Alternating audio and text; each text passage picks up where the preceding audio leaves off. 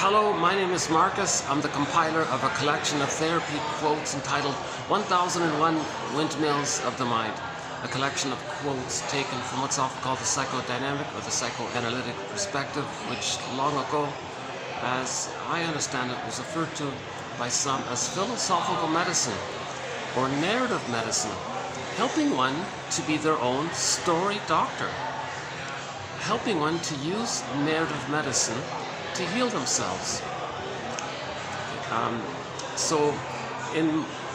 Usually in a video, I'll provide some introduction to 1001 Windmills of the Mind, some of the basic, pillar concepts.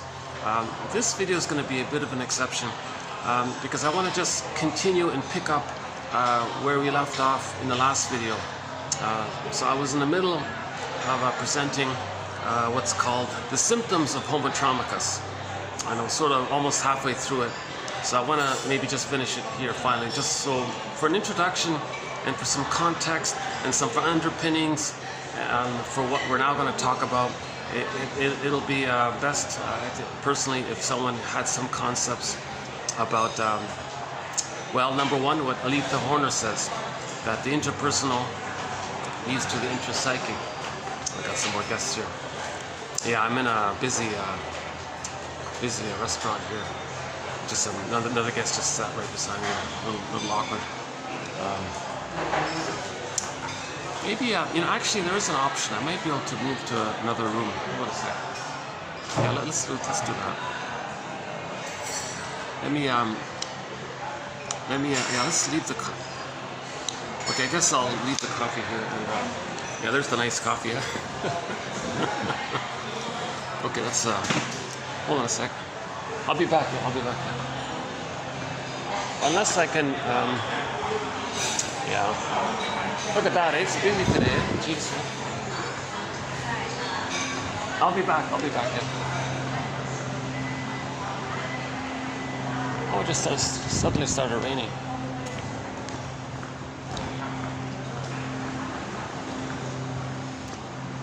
Okay, the first quote, if you click the more link or the see more link, the first one there by Aletha Horner, that's the key one there. The interpersonal leads to the intrapsychic, which then expresses itself interpersonally. Very key concept there. In the last video, we talked about repetition compulsion and then identification with the aggressor. Those are the other important concepts. I think I can use this for a bit. Let's see. Hold on. Oh, there's no AC here. Okay. You're going to see me baking in here, but I'll take the peace and quiet before they. Let's see, we're going to get some good lighting. Oh, it's pretty much good all around, right? Oh, look at that. Can you get the rain? How's the rain? Do you see the rain? I guess I can just sit here, right? Here? Well, let's how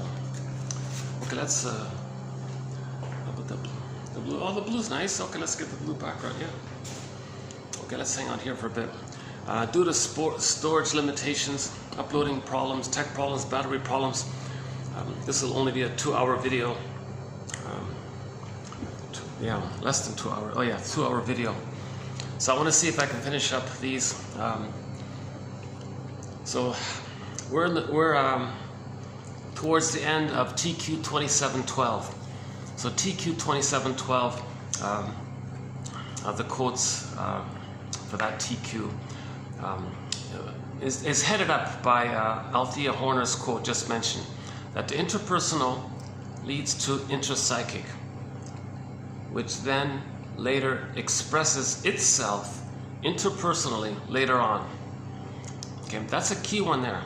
Okay, so as above, so below, inside out. If there's a problem with the inside, then when it expresses this problematic psychic structure, expresses itself outside. To do so, it distorts the present, misperceives the present, misunderstands the present, makes up the present. Oh, it just suddenly started pouring in. Look at that. All right. Yeah, I've been having some good luck with the rain. Sometimes it just starts when I arrive. That's great. Yeah. Is my unconscious attuned to the vibes and no, I'm just kidding. That would be an interesting sign of trauma to have that extra sensitivity like that, right? The Maynard Krebs character in Many Loves of Dobie Gillis, the old 50s sitcom, he had what was called prenatal trauma and emotional catatonia. He was traumatized in the womb, and he had emotional hypothermia. She called it emotional catatonia. So he kind of froze up inside like that. And because he's fused in the uterus area and he transfers that womb-like environment, that hypersensitivity there, he applies that hypersensitivity all around kind of thing. So that's the theory of why he had all this extrasensory perception. So they did a comedy episode about his hypersensitivity entitled The Mystic Powers of Maynard Krebs, or kind of thing. And then the shrinks were trying to understand him.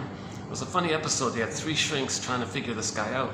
And one guy said, "Oh, he's got the Mutter complex." A joke about psychoanalysis.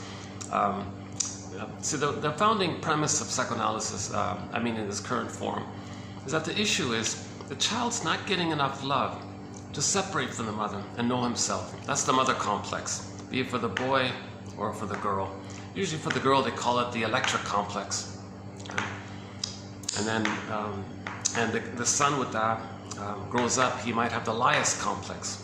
Daughter with the electric complex grows up and has the Jocasta complex. And they're kind of stuck with this repetition of never really knowing themselves. And then when there's trauma, we repeat it so the next generation gets it. Because when there's trauma, we replay what happened to us with others as part of the fantasy that when we replay trauma, we can magically undo it.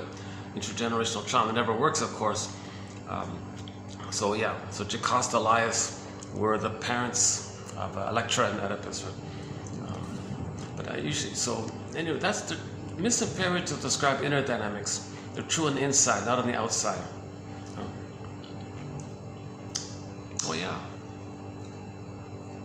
I was just thinking, that reminded me of the drum. Yeah, this nice, I was just talking about the drum, the hand drum yesterday. So let's pick up from yesterday's song. So the folk singer Bruce Cockburn has a song called Stolen Land. But I'm referring to the live one. Now the live one, the one on his CD, that's called Bruce Cockburn Live. But the one that has like a dark purple kind of color on the front, on the CD cover, that particular version. The other versions offer the opposite message, I think. I think the more heartfelt side of that song is reflected in that solo, just him and the drum, that hand drum kind of thing. That's why I was kind of confused about what is he saying. Is he glorifying pillage and plunder? Or is he saying it's wrong? Or let's realize it's wrong and let's correct ourselves, kind of thing. So I've reposted that song back onto our soundtrack, but only that particular live cover, that live version that he did, because that message comes across there. Okay, so repetition compulsion, we've covered that in the last videos. Identification with the aggressor, treating others the way you were treated, to be loyal to the mother, to save the mother, because you're imitating the mother, because when there's trauma, the child imitates the mother, thinking he's trying to save her by imitating her. So he's loyal to her, so he goes through life acting like her. Mother shamed him, he shames himself, too painful, sees himself onto others, so he shames others, thinking he's shaming himself, being loyal to the mother who shames him. Okay, so this issue about the record, the memory, mother shamed him. Okay, new situation, often in the stinger category, he plays the shaming mother who shames him. Okay, but that's too much pain, so he's got to find someone else to represent him. So in his fantasy, he'll shame himself, but he sees himself onto others and shames others, being loyal to the mother who shamed him because he identified with the mother. Okay, all babies must have a mother. A baby would rather have an abusive mother than no mother. Okay, and if he has an abusive mother, he's got to become her, to have her.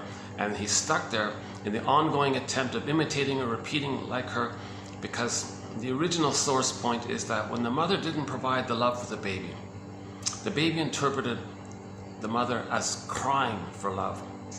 the mother's not loving the baby thinks, geez, mother, are you crying for love? I'll save you, mother. I'll fix you. I'll cure you. I'll cure you. I'll heal you. I'll magically make you be a loving mother. Oh, I'm Superman. I can do everything. Babies have omnipotence of thought, magical thinking. Their thoughts create things. Unconditional hallucinatory omnipotence. They think they're little gods. Again, uterus. It's all them. Powerful. All needs all met. Everything's for them, around them. It's just them there. Powerful, alive. See, he has this kind of impression about himself. So he needs paradise with the mother. Mother's flawed. I'll fix the mother. And now he needs paradise with the mother so he can know his human development. So that's another sort of basic reason why he's trying to save the mother. Not only just to save the mother, but he needs a loving mother for him to be loved by someone, for him to feel safe enough to then know himself and treat himself in a loving way if his mother treats him in a loving way.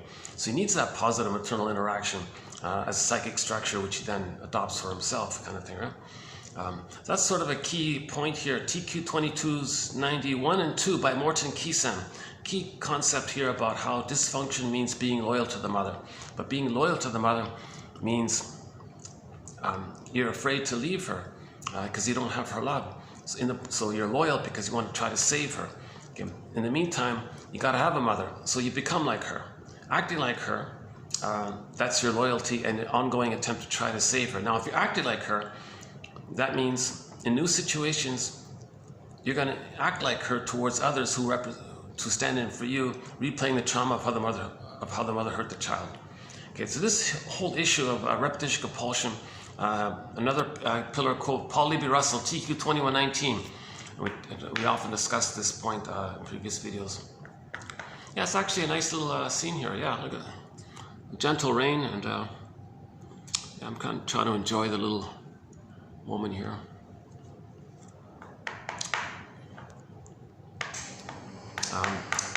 Yeah, it turns out I'm technically a guest. This room is for the guests, but they didn't specify room guests. There's no room key there. I'm still a guest of the hotel, so I think they're okay if I use this. But of course, if someone really needs to, I'll leave it, right? I'm kind of stretching it a bit here. But,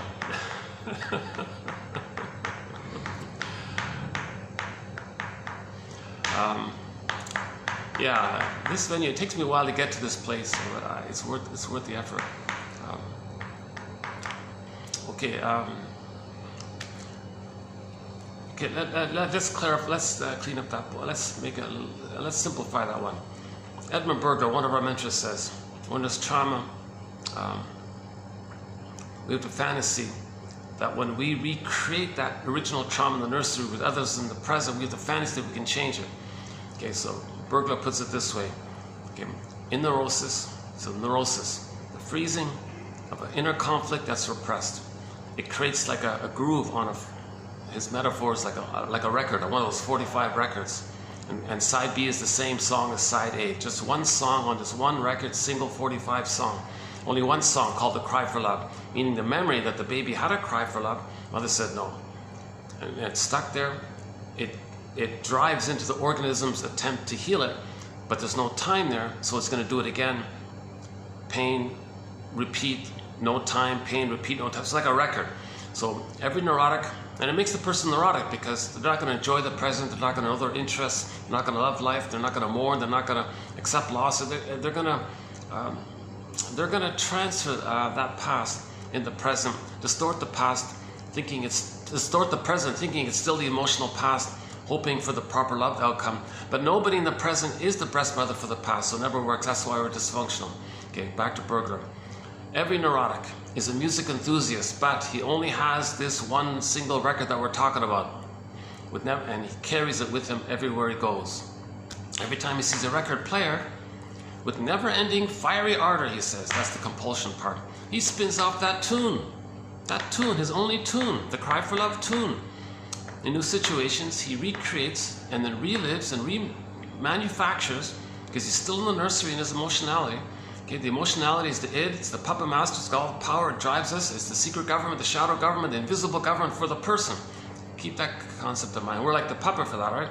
So this powerful id energy is getting us to recreate in the present something that metaphorizes, symbolizes, represents, so that the emotional trauma in the place of timelessness means all time is that painful time. So in the present is still that painful time. That's called transference, and then acting out. You transfer the past into the present, act out the whole interaction in the present. Masterson uses the phrase transference, acting out. Actors, like theater, actor. Okay, actors, others are co-actors, and you like the theater thing. To symbolize or represent the past, and then see your emotions there. Okay. Now the issue is, when that record is replayed, there are two ways it can be replayed. If the trauma takes place more severely, painfully, prior to 18 months, the baby identifies as the aggressor. Okay. So in the new situation, he plays the shaming mother who shames him. And as just said, that's too painful, so he's got to find a non-threatening substitute other, a safe other, innocent other. However it is, they're safe or non-threatening. Find someone to stand in for their innocence, for them. Okay, so that means they're going to shame the other, thinking they're shaming them, being loyal to the mother who shamed them, replaying the record due to repetition compulsion. All with the magic fantasy that they can somehow heal the past in the nursery. Doesn't make sense. We're not making sense. That's why we're calling this homo traumicus. We're not making sense. Kristen Wilson says, with trauma, we lose that sense of being in our bodies, lose our feelings.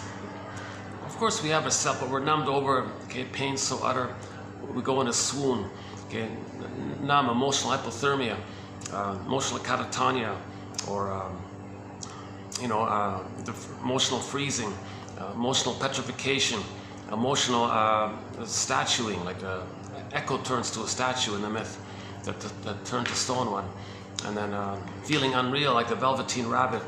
Okay, going through the motions of life, sleepwalking through life, feeling that life is passing you by. There must be more to life.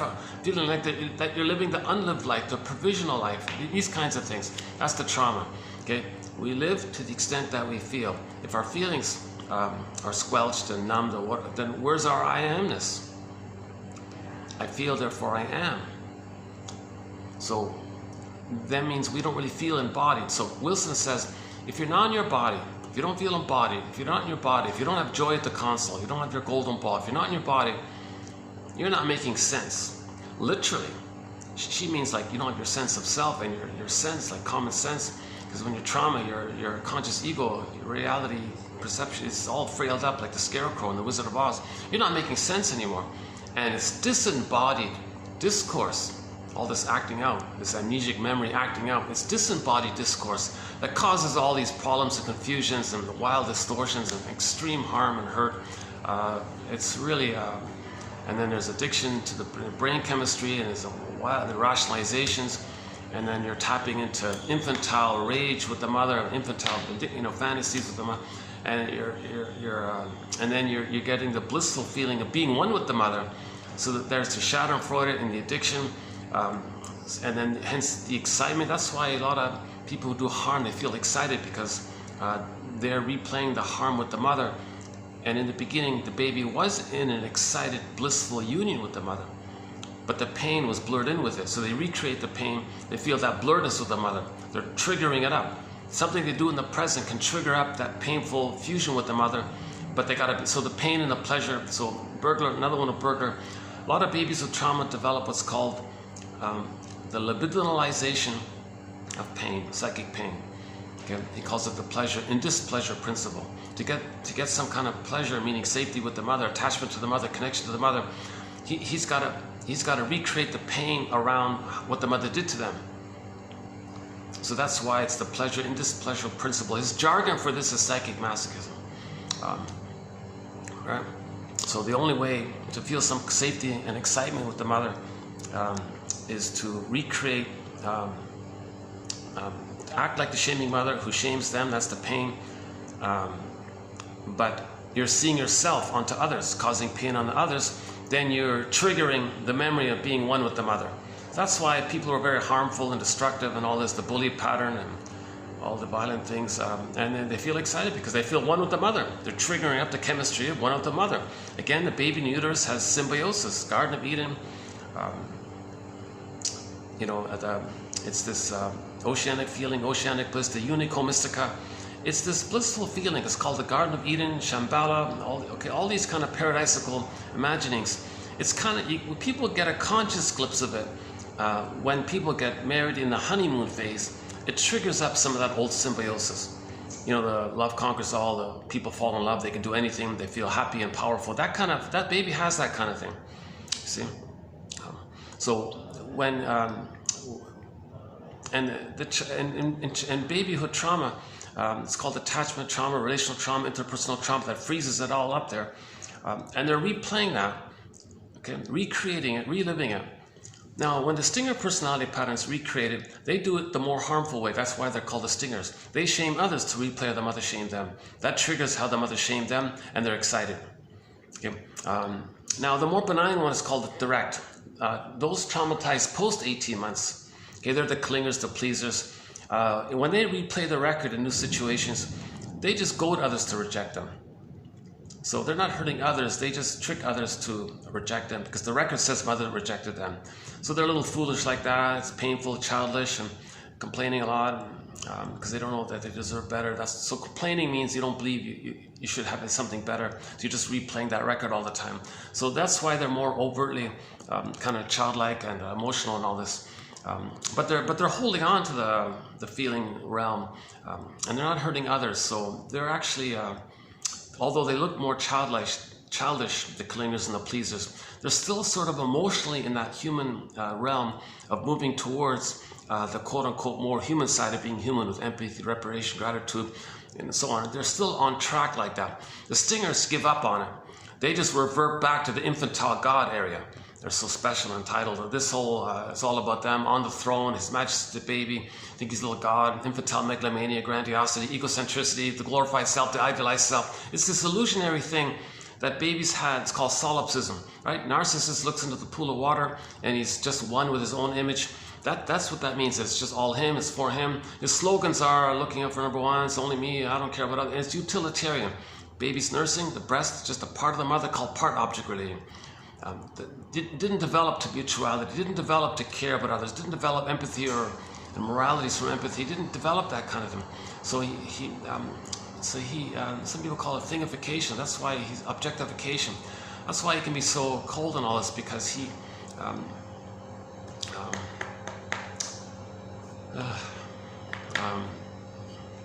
the morality, the empathy, the more human side of being human, gratitude, reparation, that's an accomplishment of when the child is loved after a while, right? He's got to reach that. It's a developmental byproduct. It doesn't magically appear with birth. Again, the psychological birth of the baby just doesn't automatically appear with the biological birth. You know, I notice with these limited time videos, I'm rushing more quickly just because I'm trying to squeeze it in. And that's why I have these extra parts, because I never really quite fit it in. And plus, yeah, I got that caffeine in me there. Oh, it stopped raining. Look at that. Oh, it's just a bit of drizzle there.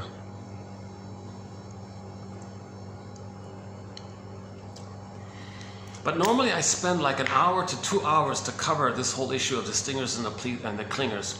That's a pillar area there.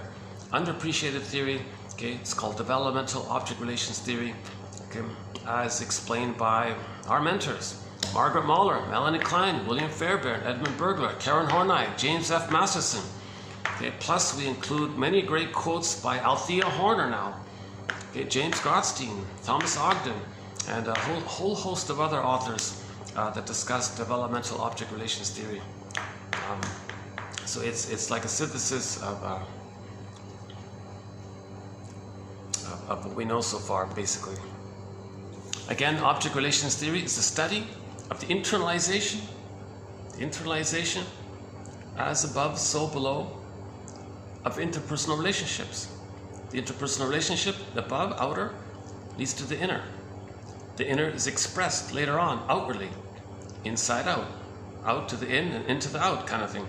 And we got to study this. We got to study this, because if the inner is problematic and convoluted, because the relationship was traumatic and convoluted, then we're dysfunctional and neurotic, and we're dwelling in the past, stuck in the past, angry in the past. Main emotions with the stinger personality patterns are hate, greed, envy, spite, vindictiveness, schadenfreude.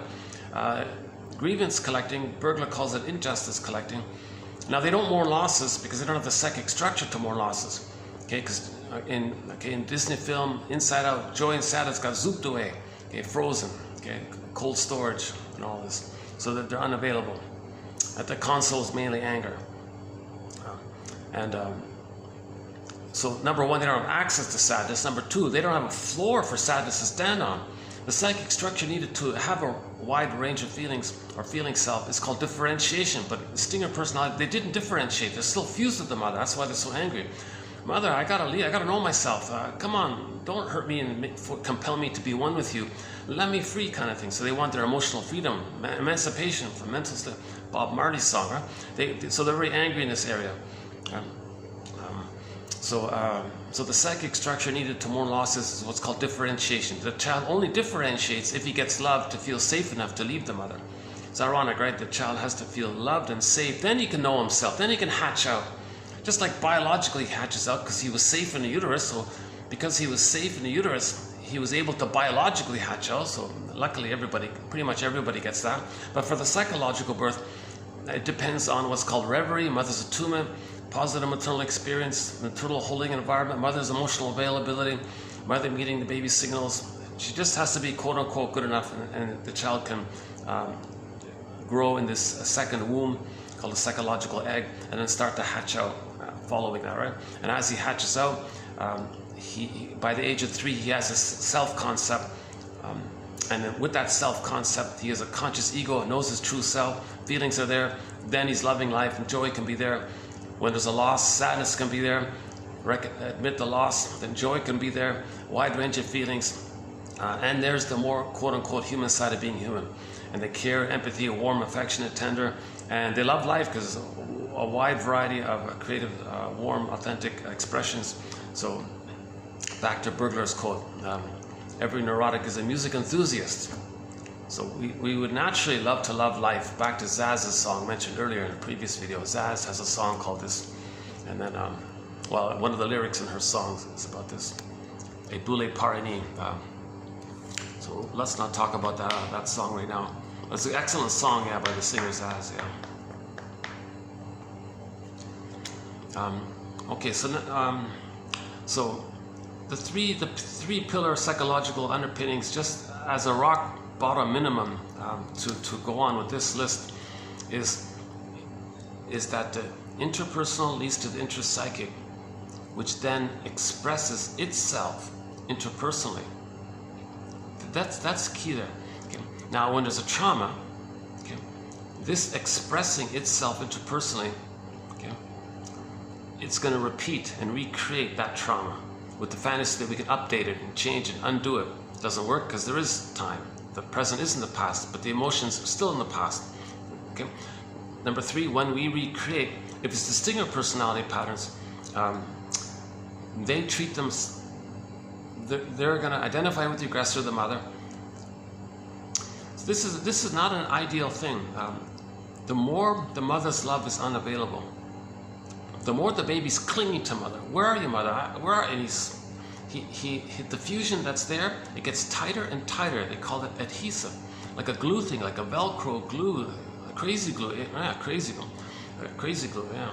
And then he gets tighter and tighter. But at some point, to have the mother, the only way to have the mother is the fantasy that if he imitates her, he's having some hope to get her.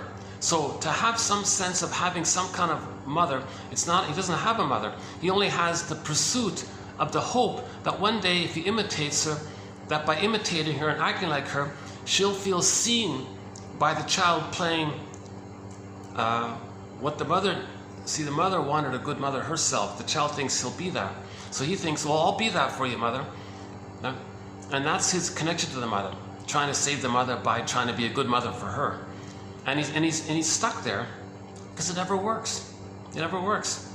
Huge pain, massive endorphins, and he actually repeats, and he's just feeling the endorphins, and he's just stuck in this loop. And every time there's a new situation, he re-triggers the loop. So he's kind of addicted to all this. At the same time, this kind of gleeful quality to this kind of perverted, psychotic, perverse glee called Schadenfreude is because they're recreating the fusion in the uterus or shortly afterwards of the fusion, the symbiosis. Plus, infused in, the mother got some pain relief when she exploited the baby.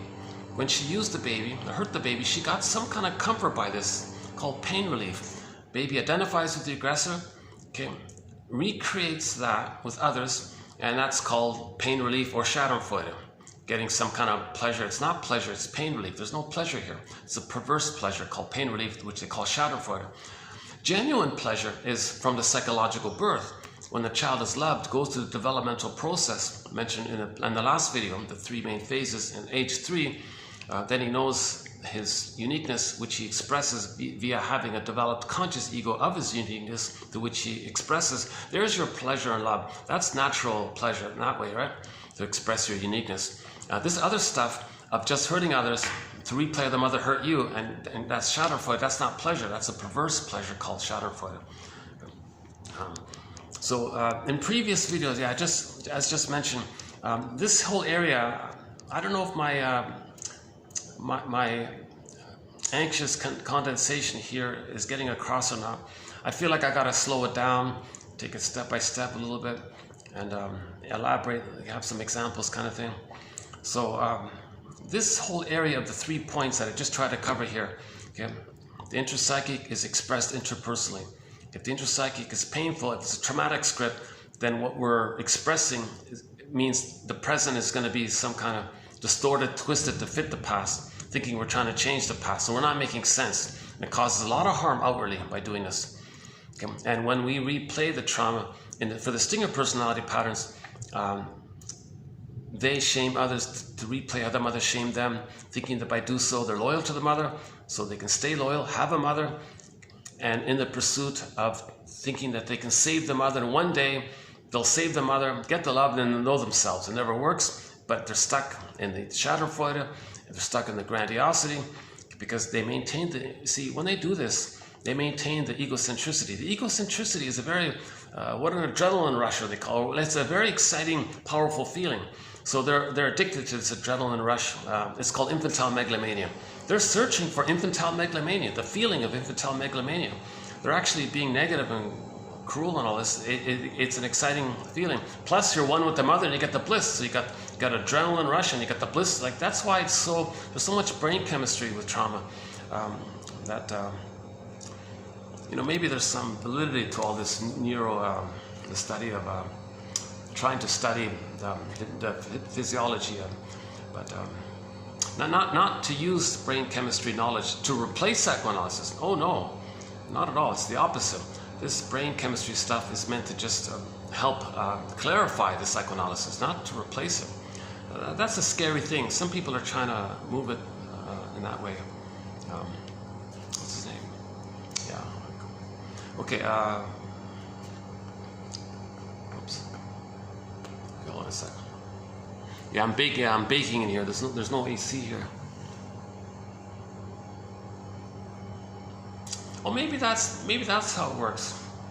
Maybe if you want the AC, you gotta like sign up or pay or show your get them to turn it on or something. Oh, maybe that's how it works. Yeah, maybe that's why they leave it like this. Because people might want to use it just briefly, so they leave it like this. Yeah.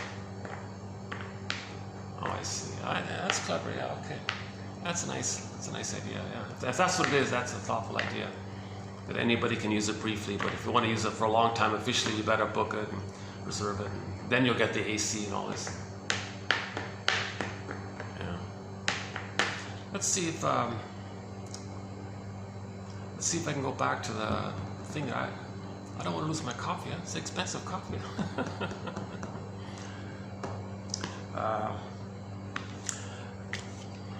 Okay, where were we? Okay, let's do a quick check here. Let me see if I can cool off a bit at the same time.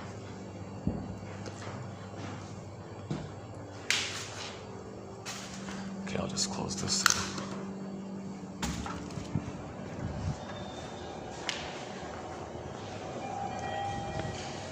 Unless oh no, there's the 6th floor is occupied. Yeah, things are getting busy around here.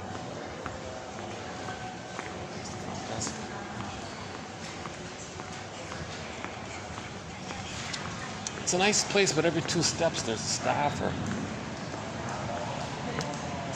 Actually, that's good.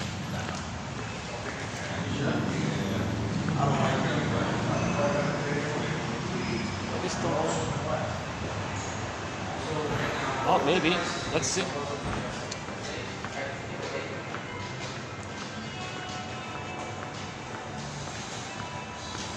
Oh no, I'll finish. Yeah, I'll still drink it. Yeah.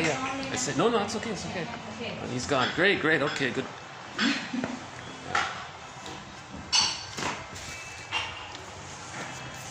Look at that, she was about to take my coffee away. Okay, I gotta make a note of this. Yeah, I gotta come at this time. This seems to be the sweet time, right around here, from 2 to 3, I guess, right? Yeah, I'm more relaxed here. Yeah, this is nicer here. Right? Okay.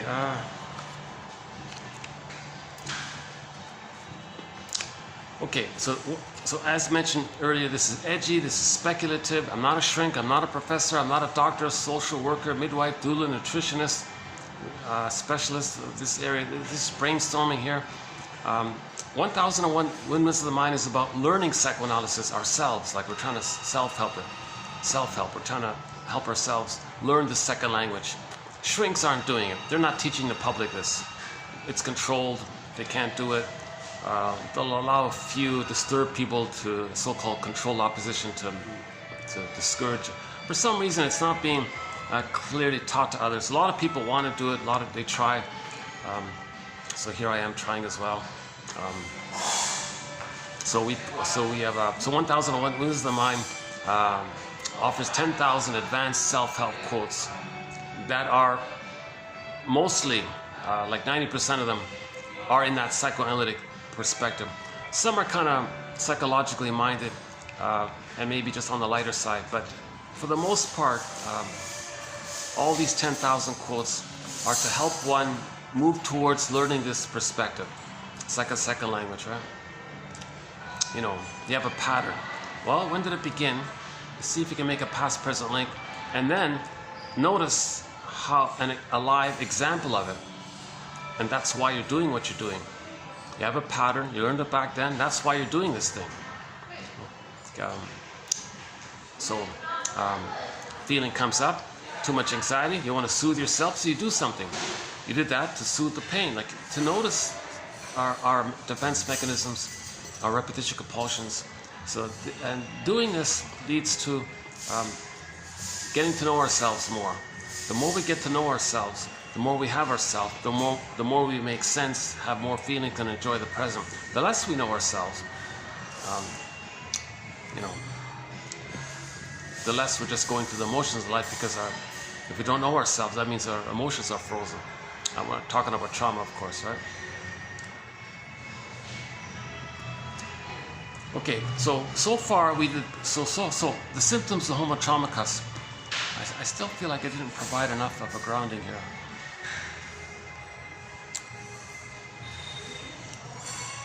Like I need like a 6-hour straight go to feel rested with it, kind of thing. The symptoms of homotraumacus.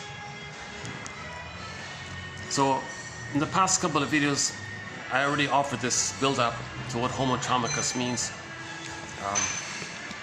Homo sapien traumacus, and how do we see our symptoms, like as a group, like as most of us being traumatized? What are the symptoms of most of us? Like individually we have symptoms, right? Sore backache or something, that's a symptom. Okay. So individuals have symptoms. But what about the symptoms of like a bunch of us? Like, how do we see the symptoms like that? So we're all Homo sapiens, but we're a traumatized version of ourselves, Homo sapien traumacus, or simply Homo traumacus. More specifically, Homo short-sellicus. Because the mother short-sold the baby's soul. The mother stole the baby's emotional land. The mother pillaged the baby's soul, plundered the baby's soul, gave the soul emotional poverty. When there's attachment trauma, the child feels misery, impoverished, objectified, used, and all these things. Baby identifies with the aggressor and does those things to others to replay what the mother did to them, because they become the mother in their ongoing attempt to see if they can save her by giving her mirroring, by giving her fusion, by giving her the oneness and bliss that she needed when she was a nursery. This is all intrapsychic. Here's the thing: inside out works. Okay? If we heal, put it this way: if our inner conflicts are healed, there won't be outer conflicts, right? Okay, as above, so below, inside out. If we heal the person, our outer activities will be normal and functional. But if we're wounded, dysfunctional inside, fusion is still there, splitting is still there. Okay, thinking things like your mother's a monster. This is all very dysfunctional. The mother wasn't a monster, but the child might think his mother's a monster. Okay, because he projects his rage and oral greed onto the image of the mother and thinks the mother's a hungry wolf, and then he identifies with that side and says, well, if I'm not greedy, others will be greedy. Well, no, not everybody's traumatized like this. So, we're homotraumicus. That's the presenting theory here. We're homotraumicus. Not a new species, we're just a traumatized version of Homo sapiens. So maybe just as a shorthand, let's just say Homo traumicus, or more specifically, Homo short-sellicus. Homo short-sellicus. So short selling means you wreck something, you get a profit by it. Something's good, due to envy, you wreck it and you get a profit. That's called short selling, right? So we're short selling the planet, right? And so we're wrecking the planet for a quick buck. We're short selling the planet for a quick benefit. Because the mother got like a little benefit when she hurt the baby. So we're repeating this original template is created by the interaction with the mother, and it's stenciled in our minds. It's like a template in our minds. Okay. And then we're transferring, we're relating to the world through that template, but in the process of doing so, we're wrecking the world, kind of thing, right? So we covered pollution.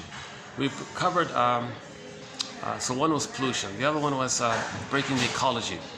Baby and mother ecology broken. Feeling diversity squelched, golden ball squelched. So we break the diversity outside. Okay. We talked about greed and envy. A famous short seller said that the true engine of destroying everything, is envy.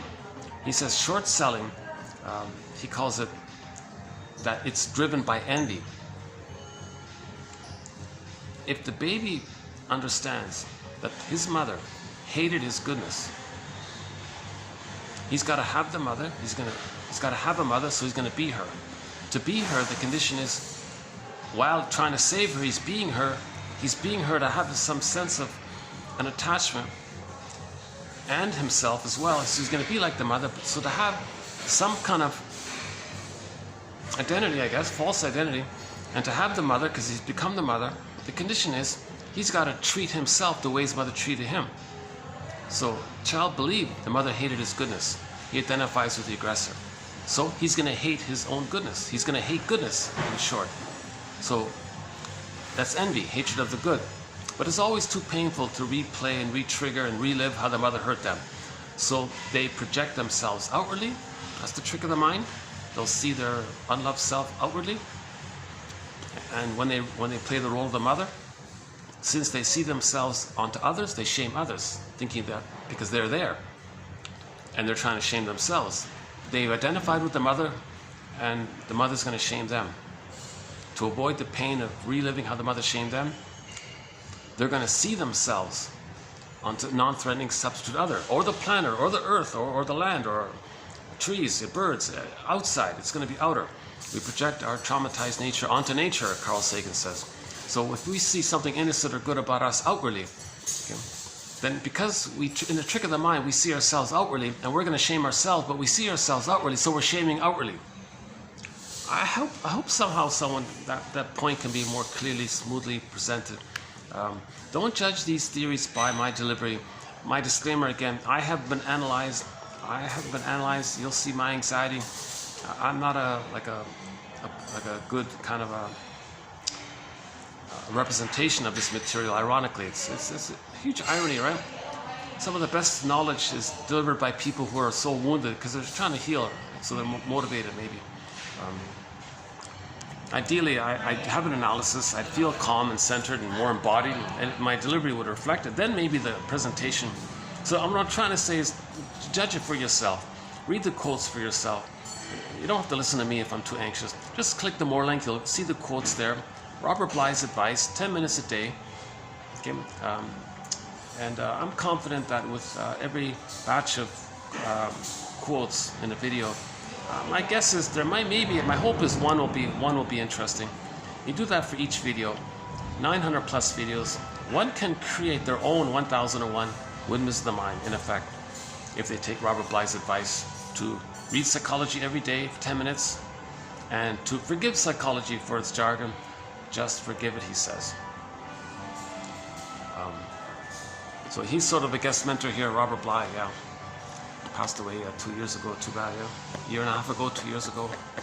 Yeah. So yeah, we really, geez, he did a lot. He really kind of made men aware that there is such a thing as the inner life. There is such a thing as the loss of the golden ball. In the Iron John story that he tells, the golden ball is locked in a cage. You need the key. Guess where the key is? You got it. It's under mother's pillow. Well, if you didn't get it now, you got it. Oh, this is amazing. Look at this place. It was just so busy here when I came. Now it's pretty much all emptied out. Look at that.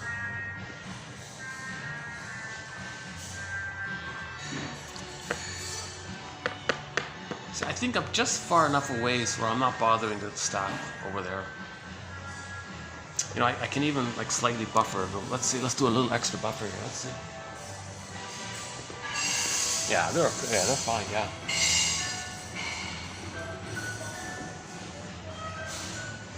Okay.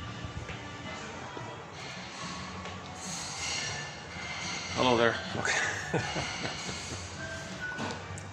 It's kind of nice. It's kind of nice. This all these mirrors and lights and things. It's an interesting thing to do, to have mirrors on both sides. You really amplify the lighting. Huh? Yeah, that's a good idea. Should I do it here? This lighting here? Oh, here it's kind of fun too, right? The lighting here. Try this. What's this? Let's see.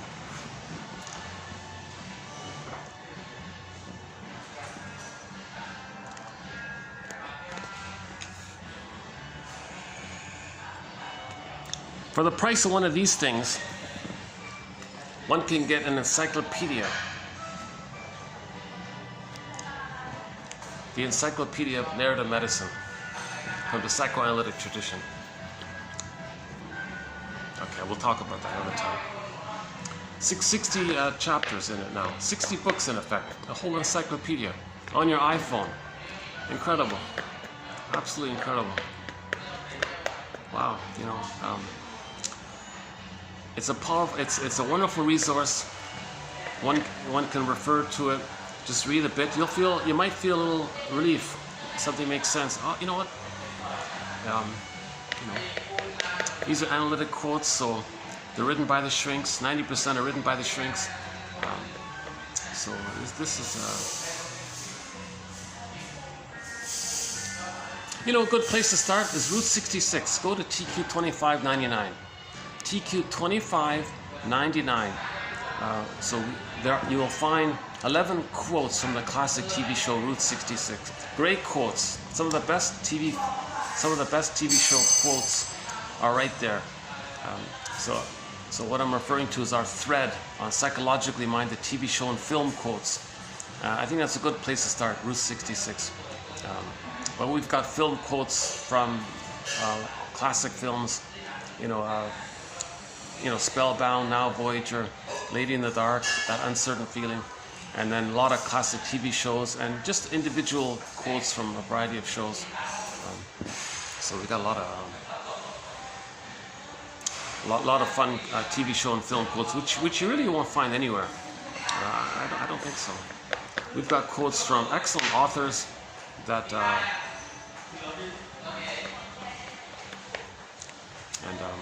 We've got some quotes that haven't been digitized yet.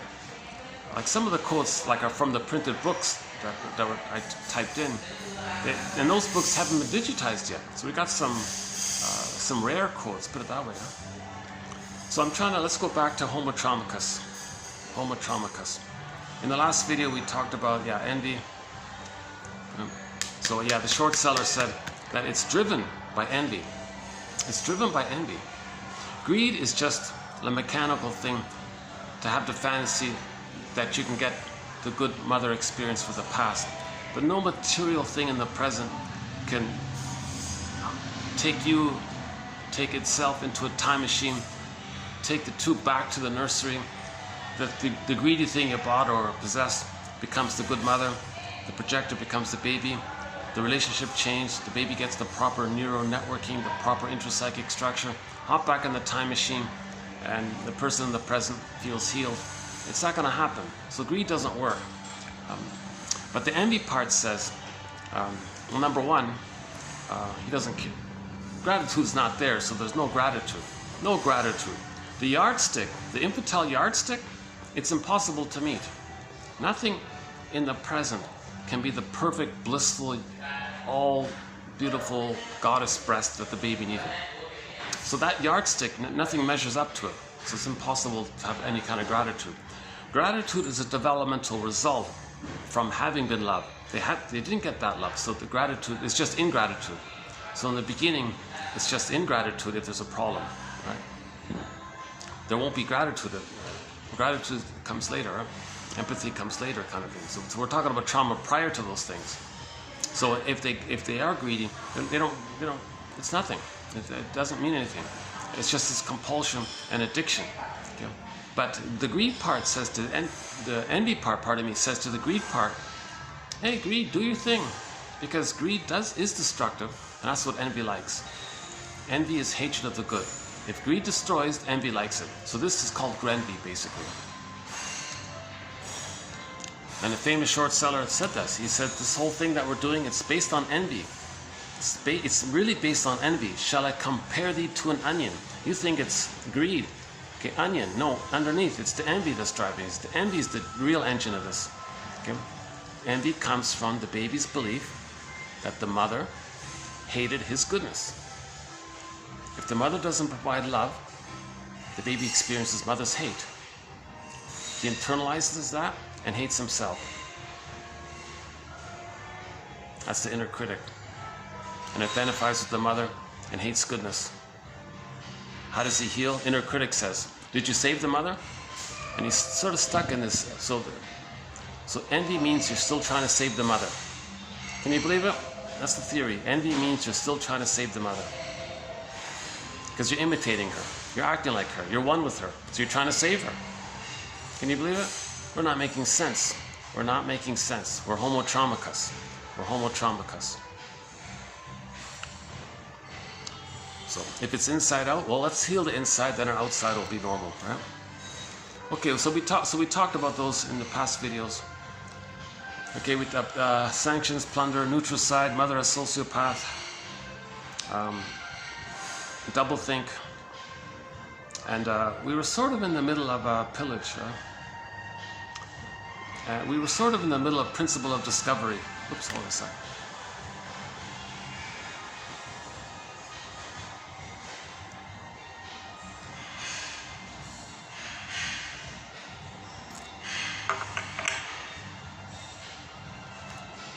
So another short seller. You know, these short sellers, they're kind of confessing a little bit, right? One short seller said it's all about envy. Another short seller says it's the dung of the devil, means mother's hate. With the bad breast image, the baby makes it as a frightening, devilish-like creature. And mother's hate is the dung of the devil. So we talked about, he said short selling is that. Okay, mother's hate, identify with the mother, give hate, it's destruction. So short selling does that. So the experience that we had with the mother, we repeat, recreate, relive, reenact out, thinking with the magical fantasy that we are replaying the past, still in the past, hoping for mother to change her ways to get the love. So that's another famous short seller, the dung of the devil one. So we talked about that yesterday, actually. Okay. So envy, okay, that one. And then another one was can't help ourselves. Another one said, another famous short seller, well, we can't help it. The baby can't help it. He must attach to the aggressor if he has no mother. The baby can't help it. If he's got a choice between having no mother and not making it, and being one with the aggressive mother, he'll choose the latter. He's got no choice, really. And I think that's basically the reference there. Plus the addictiveness to it all. Plus other people's envy. See, people are envy of other people's envy. So to make sure no one is going to change, they all kind of hook up on each other. And this is expressed by the professor, what's his name again? Phillips, Peter Phillips. I mean the professor one.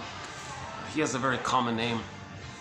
He's the Southern California, Sonoma, is that right? University. The guy's got a beard and all this. He studied his whole life on the pillage and the plunder. He said, how do the short sellers make sure no one betrays the envy? Like by becoming normal, like healthy and good, that you're betraying the envy, mean betraying your mother. So the trick is, he said, every short seller buys the shares of the other short sellers. So everyone buys everybody's shares. Then they invent a layer, another substructure called fiduciary responsibility. So they create their own legal system to say it's illegal to not be envious, because they say it's fiduciary responsibility to pillage and plunder. That traces back that the baby's obligated to be the mother, that the baby feels obligated to save the mother. It's the baby's fiduciary responsibility to save the mother. So this outer present, interpersonal current present of fiduciary responsibility to plunder, pillage, that inner inside out, as above, so below, inside out. In the inside, the source point was the baby felt an obligation to save the mother. I'll save your mother, I'll correct you, mother.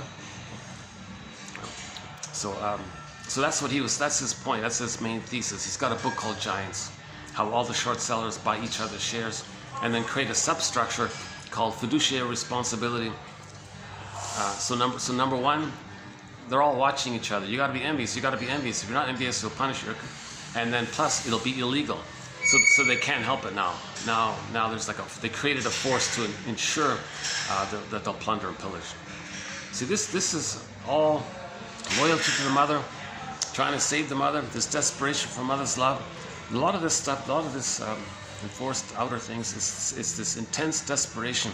Again, the baby identifies with the aggressor. It's like crazy glue.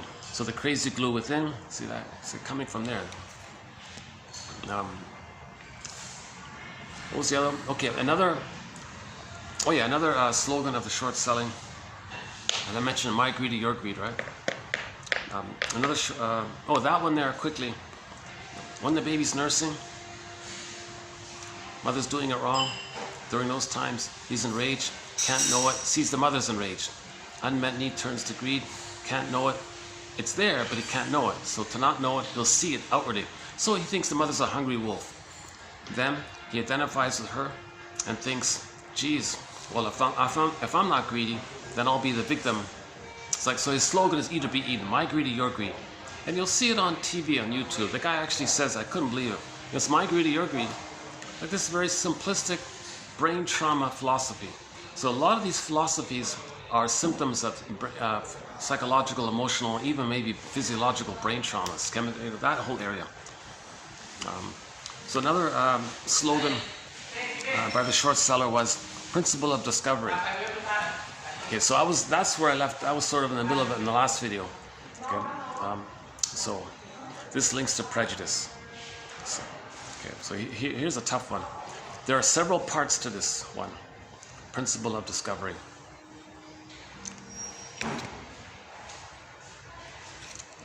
Okay, and I want to include. So let me review a little bit, and then continue on this part. So this is actually one of the key parts. We've got 45. So that's why it actually. I think I could spend 6 hours just on this. Can you believe it? It started off with maybe just a half an hour. Now it's 6 hours. Oh boy. Okay, I gotta skip it. I can't. It's too much. Go to the last video. Most of that last video, in the second hour of this. The last video was a 2-hour video. Okay, 2712, part 4 of 4, part 5. Right? This is part 6. So the last video It's a 2-hour video. The second half, we talked mainly about that. So that builds up, and now let's just continue from there. Okay, so why we pillage and plunder? Okay, the mechanism is, one of the mechanisms or one of the tools is principle of discovery. Okay, meaning those are the shaded, so prejudice, those are the shaded beige tone of skin. If those are the shaded beige tone of skin, find something that belongs to those of the shaded brown tone of skin. Well, that belongs to those of the shaded beige tone of skin. Like, whoa, they call that principle of discovery.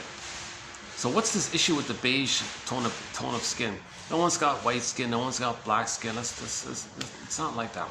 The skin tone based on the sun exposure, less melanin, more melanin. It's just based on, over time, interaction with the sun.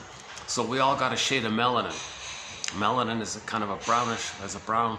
So even the shade of beige tone of skin is technically a shade of brown tone of skin, Jane Elliott says. So we all have a shade of brown tone of skin. Plus, we're all from Africa. We're all Africans. We're all from that massive family. We're all cousins. We're all cousins. We're all African cousins in this massive family.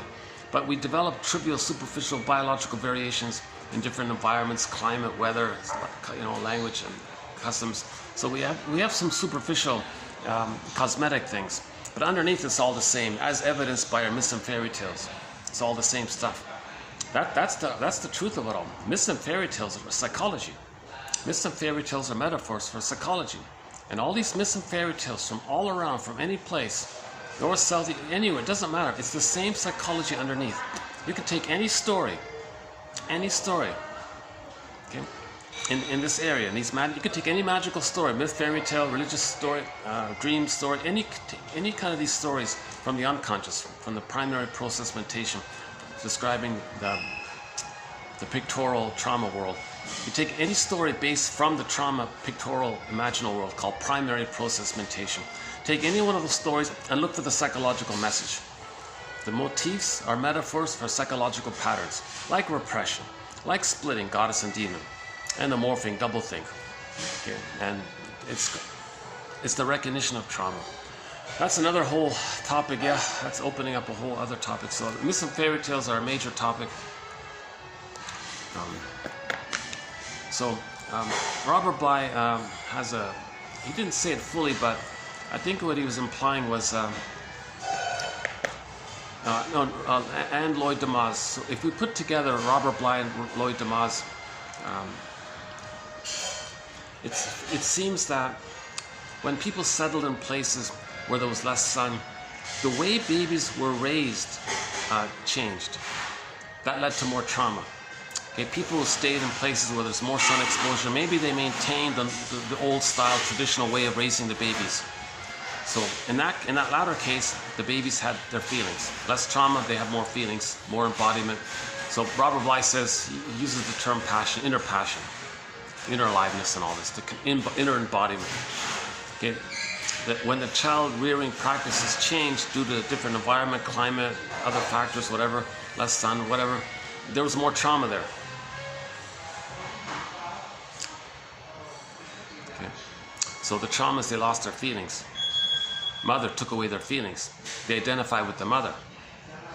If they see others with feelings, to be loyal to the mother who took away their feelings, they're going to see their old lost feelings onto those who have feelings, imitate the mother, replay the record of how the mother took away their feelings, see themselves with the missing feelings onto the others, see themselves who once upon a time had feelings, see others who have feelings, and then replay the record of the mother shaming or squelching their feelings, but they see their feelings onto others, so they squelch other people's feelings, being loyal to the mother who took away their feelings. Now, it just so happens that in traditional loving style, parenting styles, it was in the place where there was sun, so they had a tone of brown tone of skin, a shade of beige, a shade of brown tone of skin. So the shade of beige tone of skin, look at people with a shade of brown tone of skin, it has nothing to do with skin tone, nothing to do with that. It's a trivial cosmetic, it's nothing to do with that. They just associate. Those with the shade of brown tone of skin as having more passion. It's not because of the tone of skin, it's because of the way the babies were traditionally breastfed and held and all that. It's from there. The breastfeeding and the loving and the safety, attunement, mother's connection, that led to the child having more feelings and inner embodiment and passion from there. But at the same time, they're in a sunny place, so they have a shade of brown tone of skin. So that's the confusion, right? So the principle of discovery slogan was like a lazy thing to say, well, or whatever. Those are the shade of brown tone of skin. Well, it belongs to us. That's to replay how the mother took away their feelings. Plus, that's one part. Plus, mother took away their emotional land. Identify with the aggressor, take other people's land away. So those are the shade of brown tone of skin, because of having been loved, have more emotional land, okay, and they're on a land, so they'll take their land, right? And they'll take their feelings. They'll take their inner land, they'll take their outer land, kind of thing. This is the compulsion to be loyal to the mother, to save the mother. So we're doing these harmful things in this desperate, convoluted, distorted brain trauma. We're homo traumicus to try to save the mother. So let's sidebar here. It's not the baby's job to save the mother. It's no baby's job to think it's his responsibility to convert a traumatized mother and make her be a healthy, healed, loving mother. It's not the baby's job to do all that. Now the baby, as a victim of that, and then he grows up, he's got to forgive the mother for doing that. Then that's the hero's journey in midlife, the second journey in midlife. Okay, so now we have a whole thread on that area, this forgiveness path. It begins with Bruce Springsteen. So I'll talk about that another time. One of his songs, right? Oh gosh, this is kind of nice here. Yeah, this is the first time I had it so like this. You know, it is a kind of a flowery kind of thing.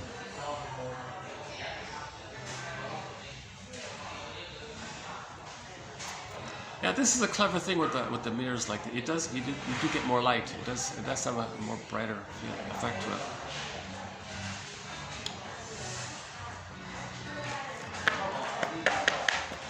Okay, so why we pillage and plunder? Another reason. So the idea is to look at the idea is to try to understand the outer if we can understand the inner, and the outer is a clue to the inner. The outer is a clue to the inner. The outer is a mirror of the inner, as above, so below. So in the last video, we talked about scapegoating. When people who are traumatized get together, a lot of anger amongst themselves, so they scapegoat to divert their anger onto a third. That's another part of it. So that discussed earlier in the last video. Okay, so scapegoat hunger, repetition compulsion, loyalty to the mother. Another key principle to discover. So the slogan is, mother had the baby, said, well, it's mine, huh? She took it, right? She took the baby's goodness. Okay. Identify with the aggressor, take other people's goodness. And not care, because the baby didn't reach the place of care when he's traumatized. And the mother doing that didn't reach a place of care if she did that to her baby. I think where I left off in the last video was this confusion about in the scapegoating process. So let's redo this real quickly here. If two stinger personality patterns get married, if the guy has the bully pattern and the wife has the clinging, vying, narcissistic pattern, or let's say the woman has the turtle narcissistic pattern, or let's say the woman has the Iago pattern, that's the envy one, or let's say the woman has the bully pattern and the guy has a closet narcissistic pattern. One of the stinger personality, if two stingers get married, okay, so affection's not there, trust, making I statements, that's not there really, right? It's utilitarian. You play big shot, I play big shot, taking turns playing big shot. You get your egocentricity, I get my egocentricity, and it's utilitarian like that. And so it's like a cold, useful thing. But so what about the feeling area? Well, scapegoat one of the children. Scapegoat one of the children. Just like when two buddies get together, the first thing they say is, who are we going to hate? And direct all their anger to the third, so they don't direct it at each other. So-called emotional triangle. Murray Bowen's theory.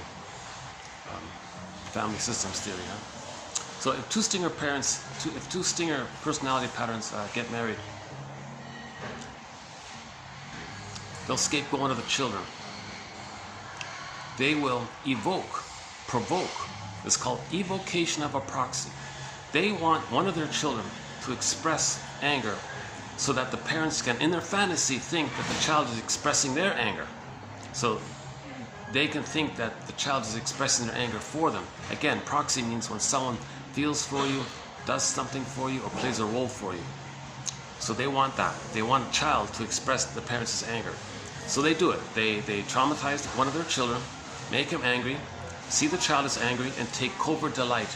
Father says, he's expressing my anger. I like that. Mother says, yeah, he's expressing my anger. But how did they get to that place? They provoked it in the child. They hurt the child. They created the conditions, and then LIOP, let it happen on purpose. Okay, this lie hop thing.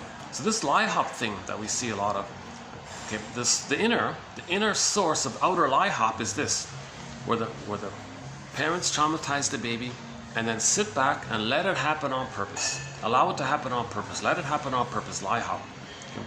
So that's part A.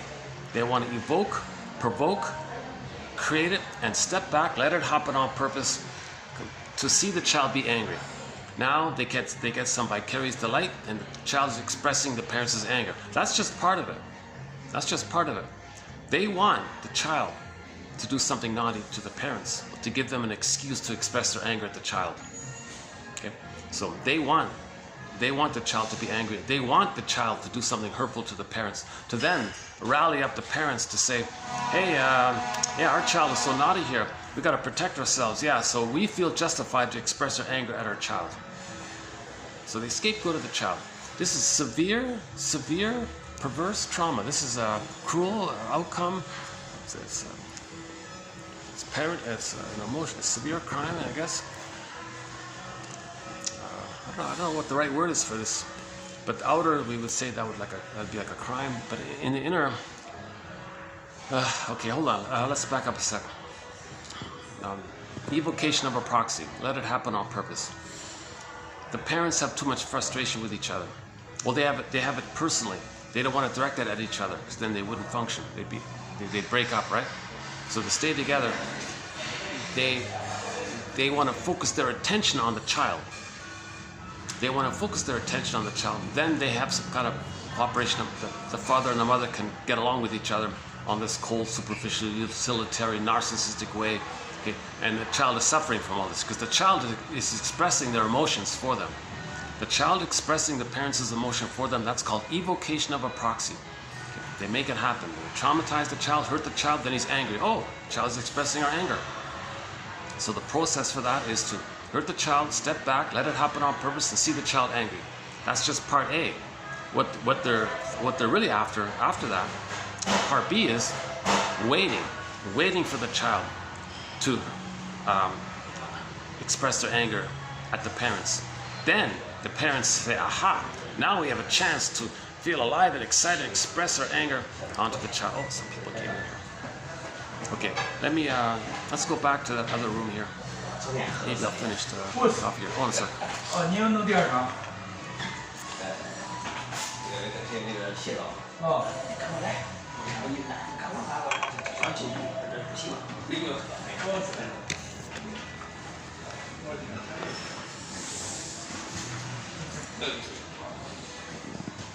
可以。你认得他这样。高一。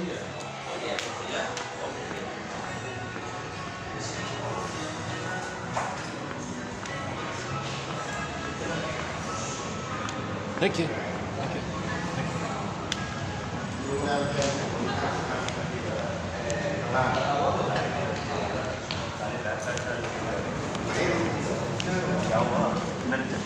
I guess I could hold it up, right? Which is better, tell me.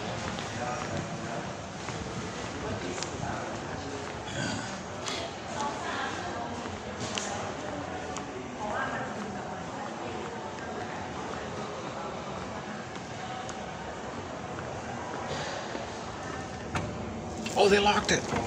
Oh. Oh, they locked it. Oh, they locked it. Oh, for Pete's sakes. Oh, what a pity. Okay, let's find another. Okay, now I'm stuck, that's it. Okay, I think let's do it outside then. We can do some of this outside, right? These are the elevators, so it gets busy here. Restrooms are there, elevators are there, front desk is there, management's there. So it's a little too busy around here.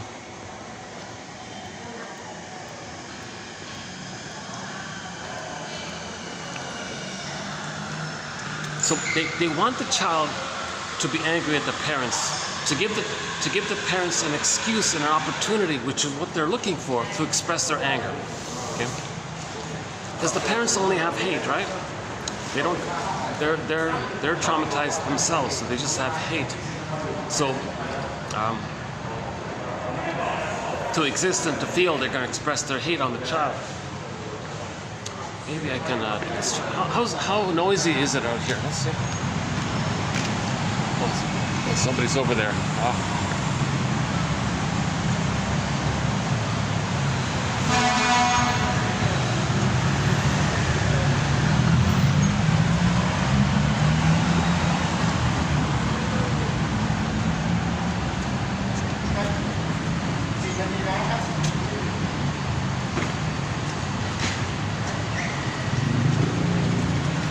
Would this work? Can I do it here?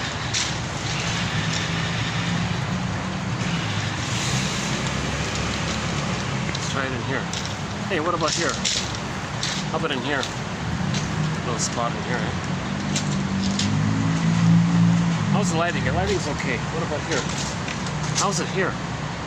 Okay, let's do it. Yeah, let's do it here.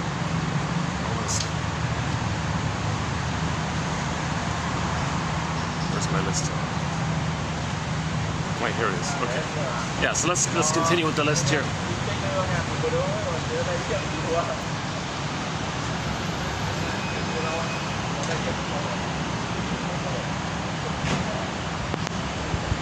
Oh, I got some guys right beside me there. Oh, all right. Oh, I got the workers there. Oh, okay.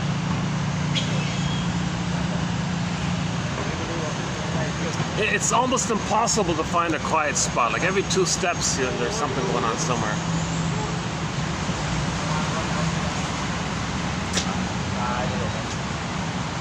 Let's see. Are they settled there?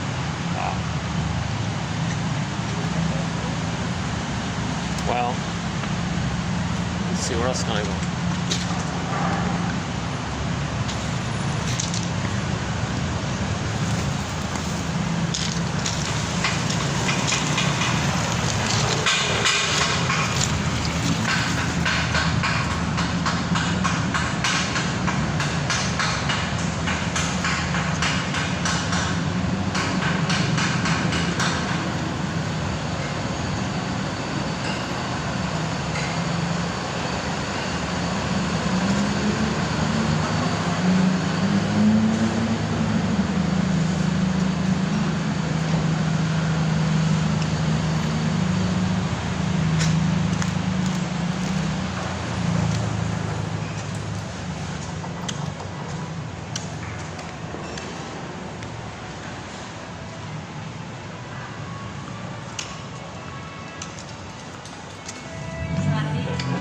Again, yeah.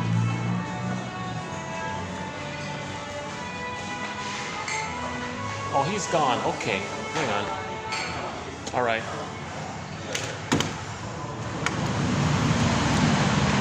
Okay, it's a little noise. Sorry about the noise. I'll speak a little louder. Let's try this.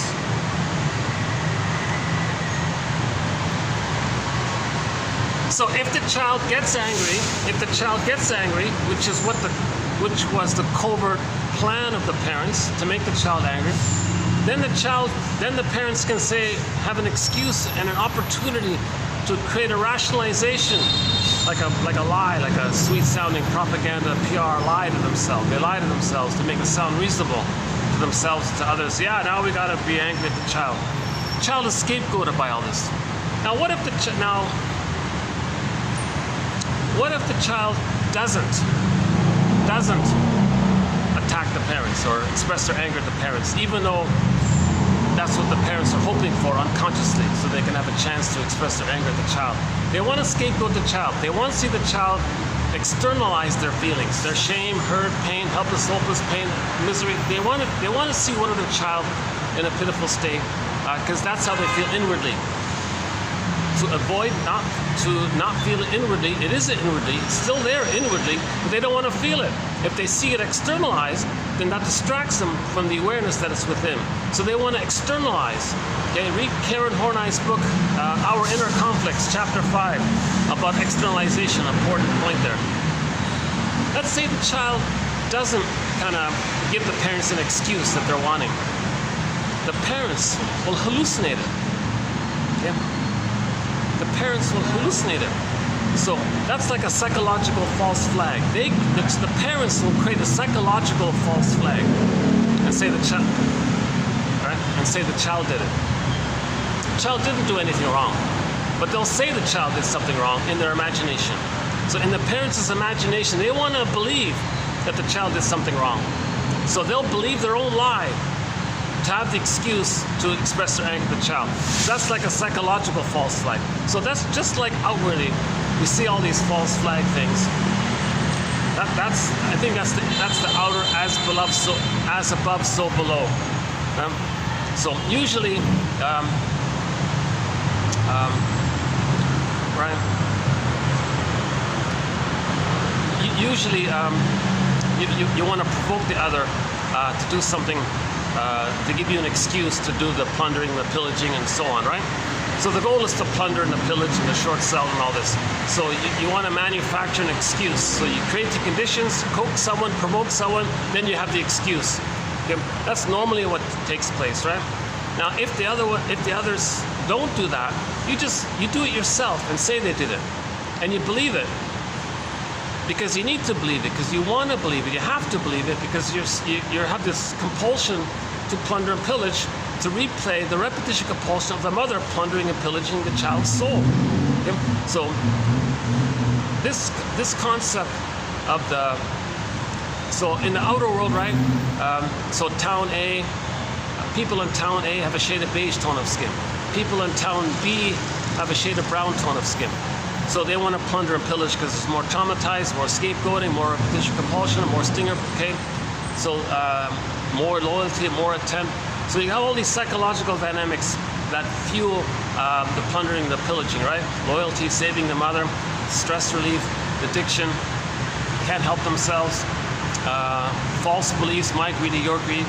And they're stuck with this brain trauma. So pillaging is trauma, put it that way. We became homo traumicus 10,000 years ago.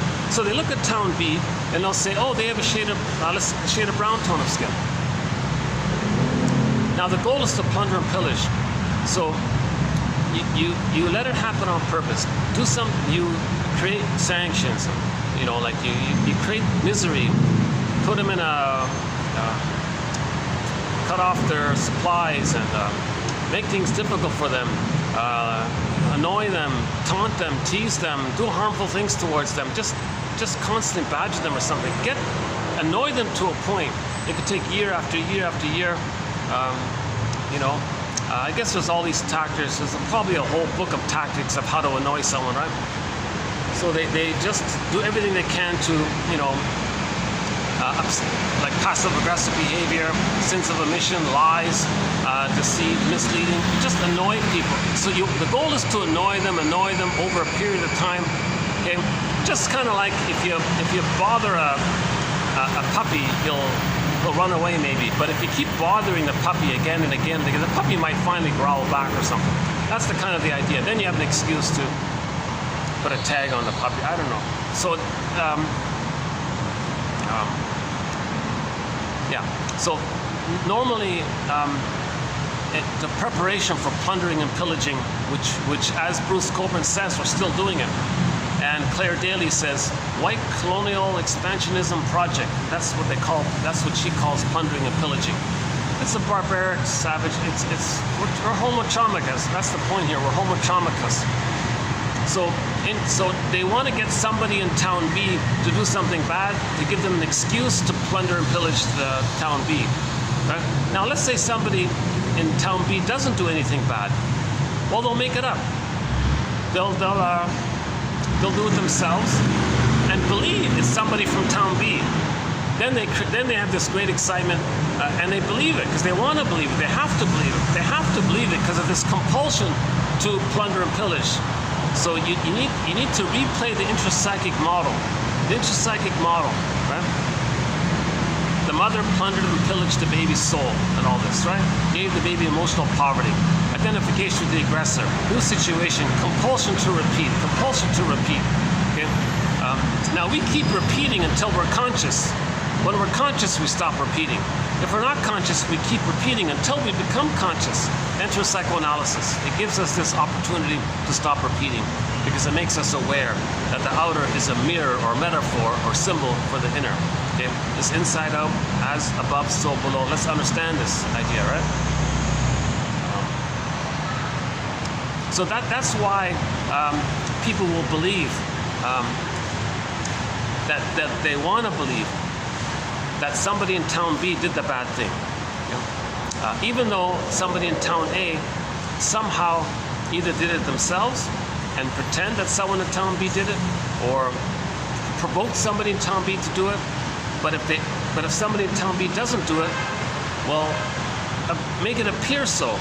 But the people in town A are doing it, okay? Either by the provoking way and then extending and acting like how they would behave.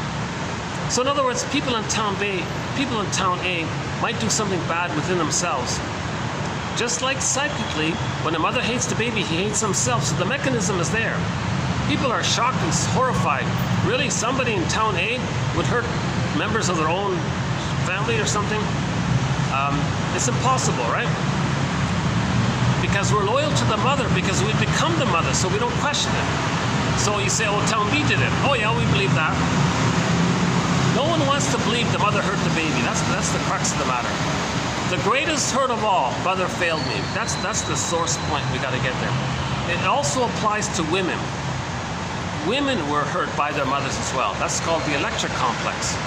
Now those mothers were hurt themselves, and those grandmothers were hurt themselves. It's called intergenerational trauma. We repeat until we become aware of it, and then we stop repeating.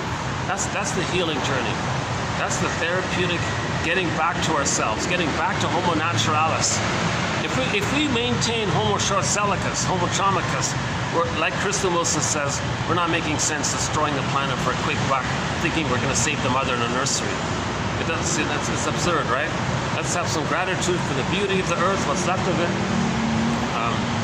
It took all this time for it to come here. Only one pale blue dot like this, one unique planet like this, billions of years to get to us. Let's have some appreciation for all this kind of thing. But we accidentally traumatize ourselves with the mismanagement of the serotonin that we got by our discoveries 10,000 years ago. So that's sort of a new point here about this thing called false flag. So so in the outer world, we know about the false flag, right? So another one is false flag dash proxy. So normally, ideally, the parents want the child to do something naughty, so the parents can then react, right? That's ideally. If the child doesn't do something naughty, that's the false flag proxy. The child is playing the proxy of the parents' own false flag kind of thing, right? If the child doesn't do it, then they'll do it themselves, okay? They want to create an excuse because they have this compulsion to believe and have the opportunity to plunder and pillage. See, so indigenous people suffer. People are still suffering all around the world. 80% of the population in poverty and misery. And why? So the slogan is prejudice. Okay? It may be that people who live in places with less sun, the way babies were raised changed, causing more trauma, more scapegoating, more repetition compulsion, more anger, okay, and then more plundering and pillaging. And that's why they maintain that slogan, principle of discovery. It's code for prejudice. And prejudice is needed to plunder. It's pretty noisy here. I don't know if you can hear me, but it's unusually noisy here. Okay, I'm baking out here. Let's go back inside, yeah. Anyway, let's go back inside.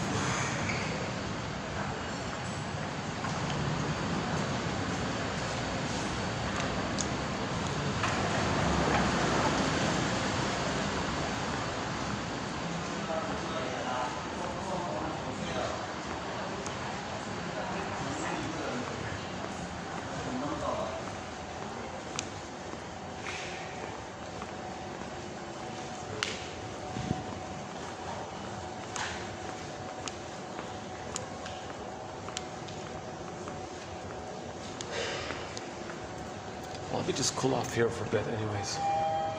That's too bad they locked that, eh? Jesus. It's still locked up. Jesus. Should have just stayed there.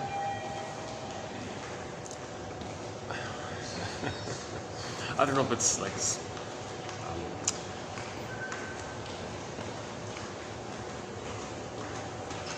I see. So you got to get them to unlock it, then you can use it. Is that it? Okay, so that's sort of a new one, this issue of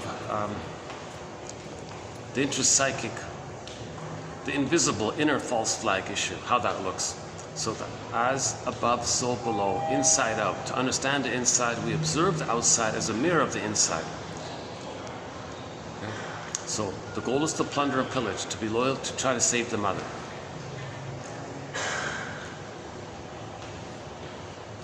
Okay?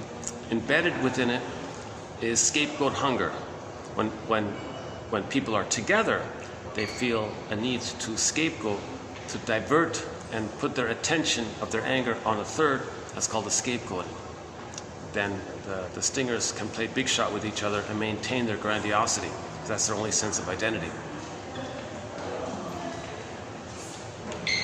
Okay, so now in this structure, mother hates them, so they hate themselves.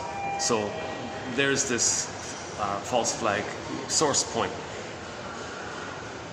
So the scapegoating source point is to evoke it in the child. Okay. The child being a proxy for it. That's the emotional dispersion area. And then another embedded mechanism is that the mother hates the baby, he hates himself. So there's the inner false flag issue. So it kind of blur. It's all it's condensed. It's like it's blurred up kind of thing.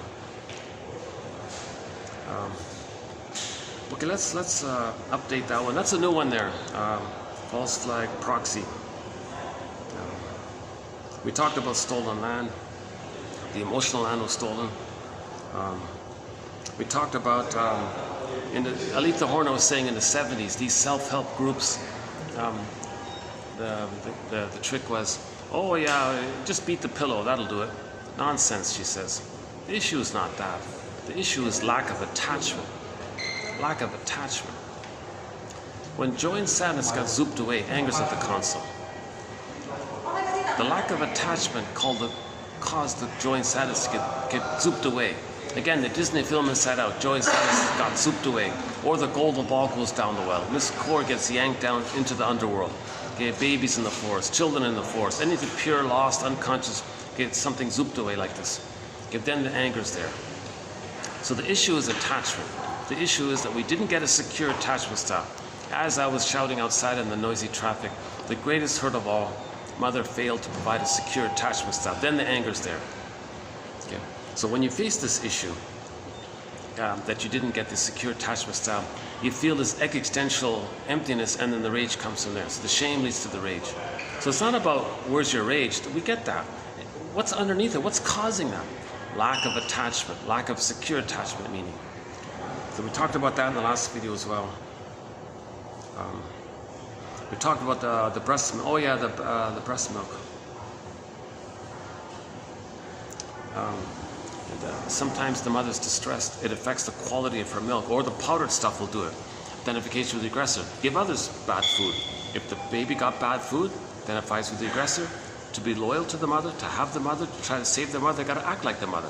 What did the mother do? The mother gave bad food. So they give bad food outwardly. And I was talking about one of my favorite snacks recently turned into sludge.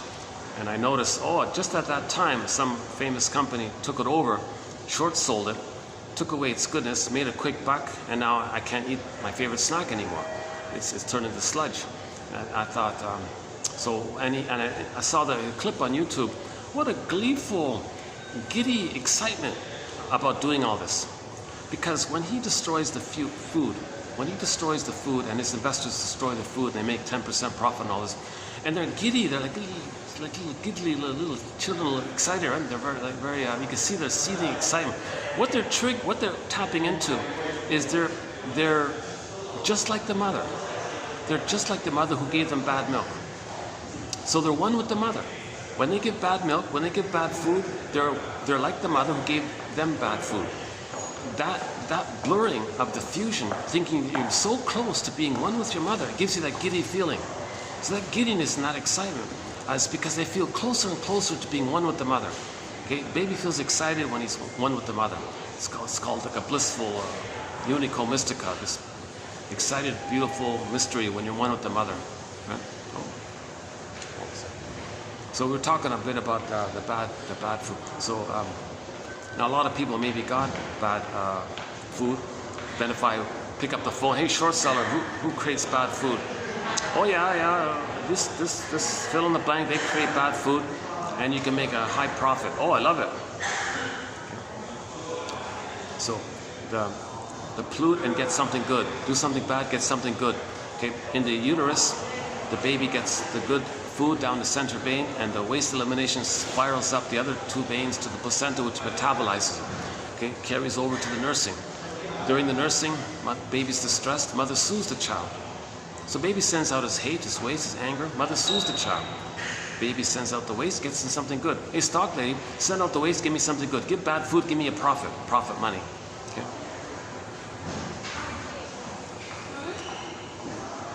Yeah, I'm in a nicer end of the city. I'm in a nice sort of district here. People are very dressed up. It's kind of...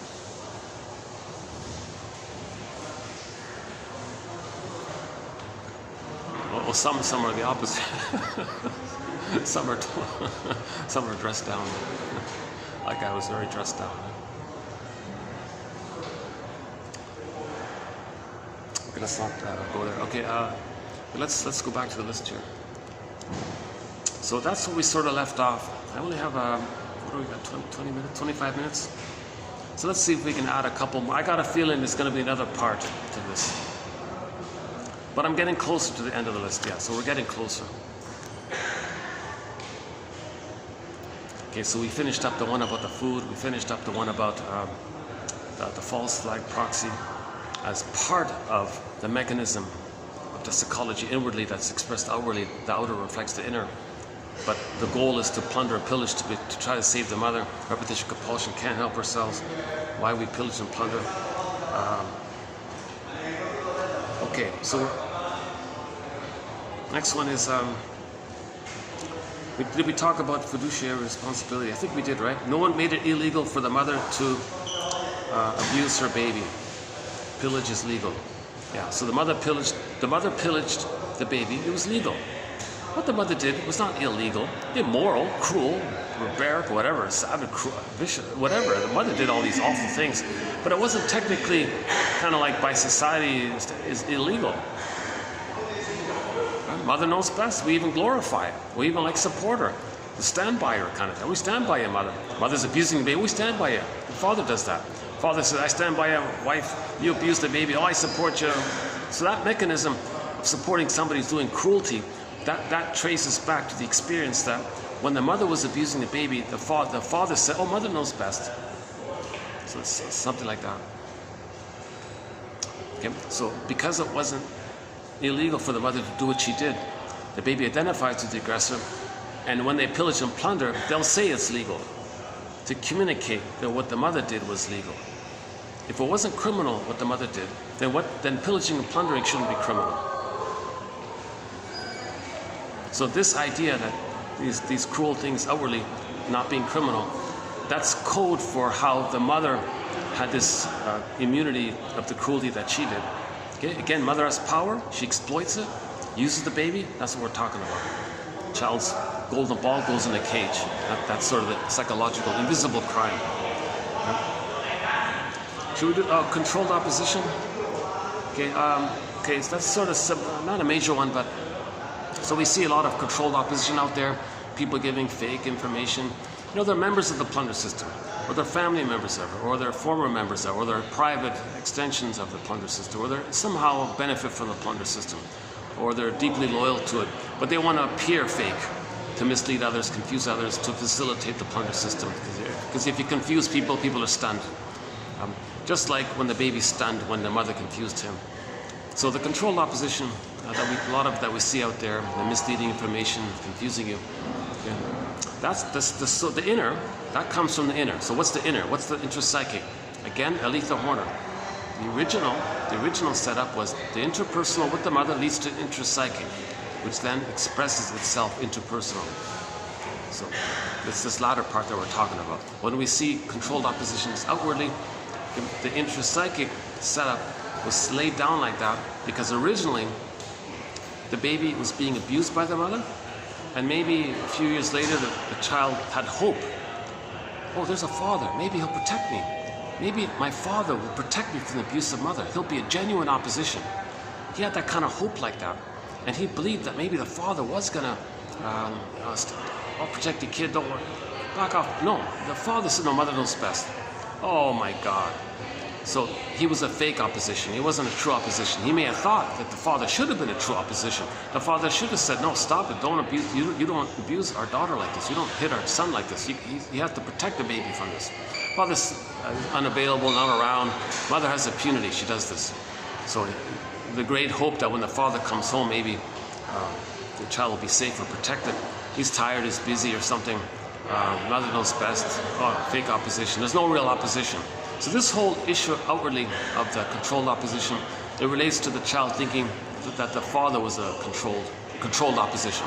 The father was controlled opposition. The mother controlled the father.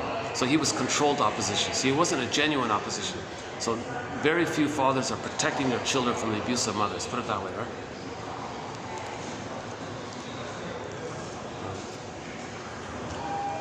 Okay, this whole topic of blaming the father. Fathers don't cause that kind of severe trauma that we're talking about.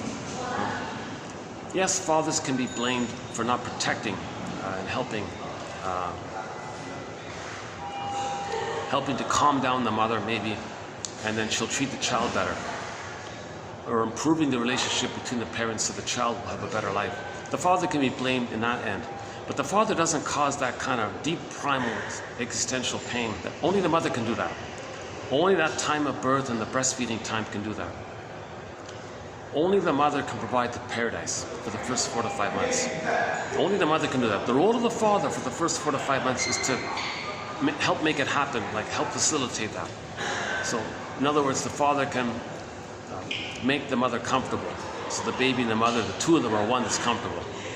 So that confusing phrase, mother-infant dual unity, don't think about there's a mother and a baby, it's just one there. So during that phase for the first 4 to 5 months, don't say there's a mother, there's a baby. It's just one there. That to emphasize, it's just one there. So nobody separates the baby from the mother. Leave them together for the first 4 to 5 months. The role of the father and other family members is just to make the mother comfortable so the two of them as one are comfortable. Make that unit comfortable. That's his main role. But he doesn't cause whatever goes on between the mother and the baby.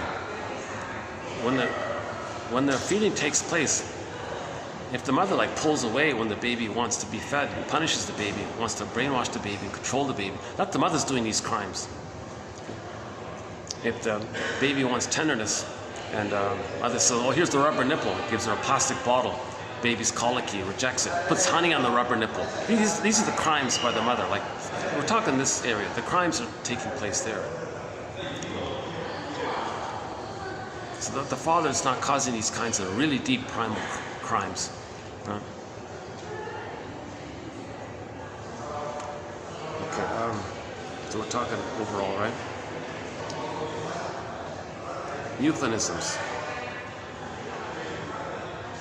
Mother gives sweet words to the baby, but she's hurting the baby. So we hear a lot of euphemisms outwardly, but a lot of cruelty is taking place. Likewise, the mother's singing some lullaby or something, but she's hurting the baby.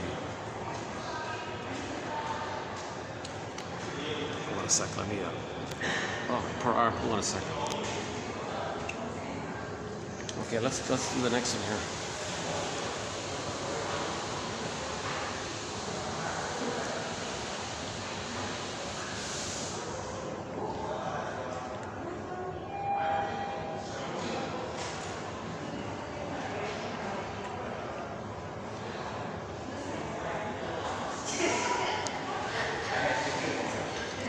Okay, we recently did a whole video on propaganda, so maybe I'll refer you to that video from about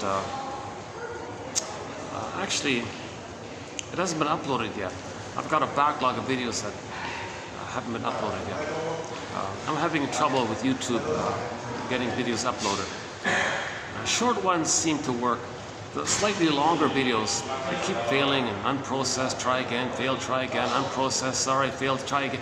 I keep getting these like messages with the longer videos. That was in a longer video, yeah. But the quotes are there. If you get 1001 Windmills of the Mind, you'll get the quotes on the propaganda. So one of it is keep it simple, keep it powerful, and make it seductive. Okay, so when the baby's nursing, it's simple, it's powerful, and it's promising. So propaganda's like that. Baby's got to believe the mother.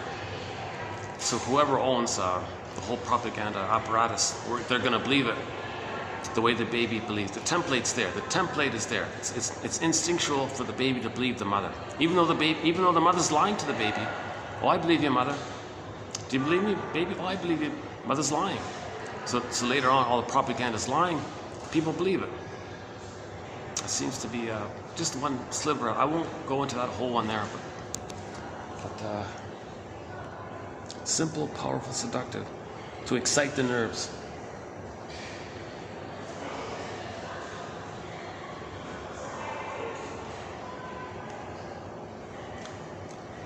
You know, I'm starting to think maybe I did cover it all here. Let's see.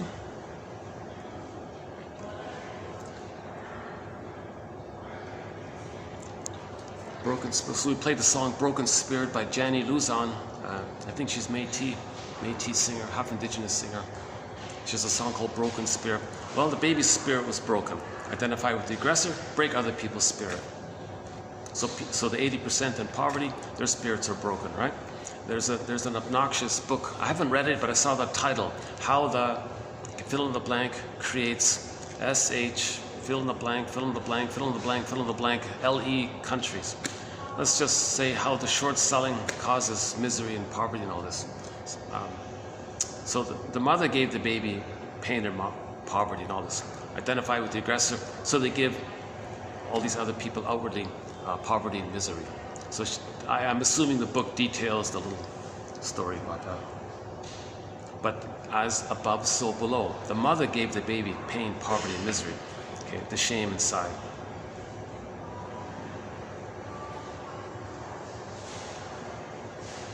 How are we doing here? Okay. Things are quieter down here a bit.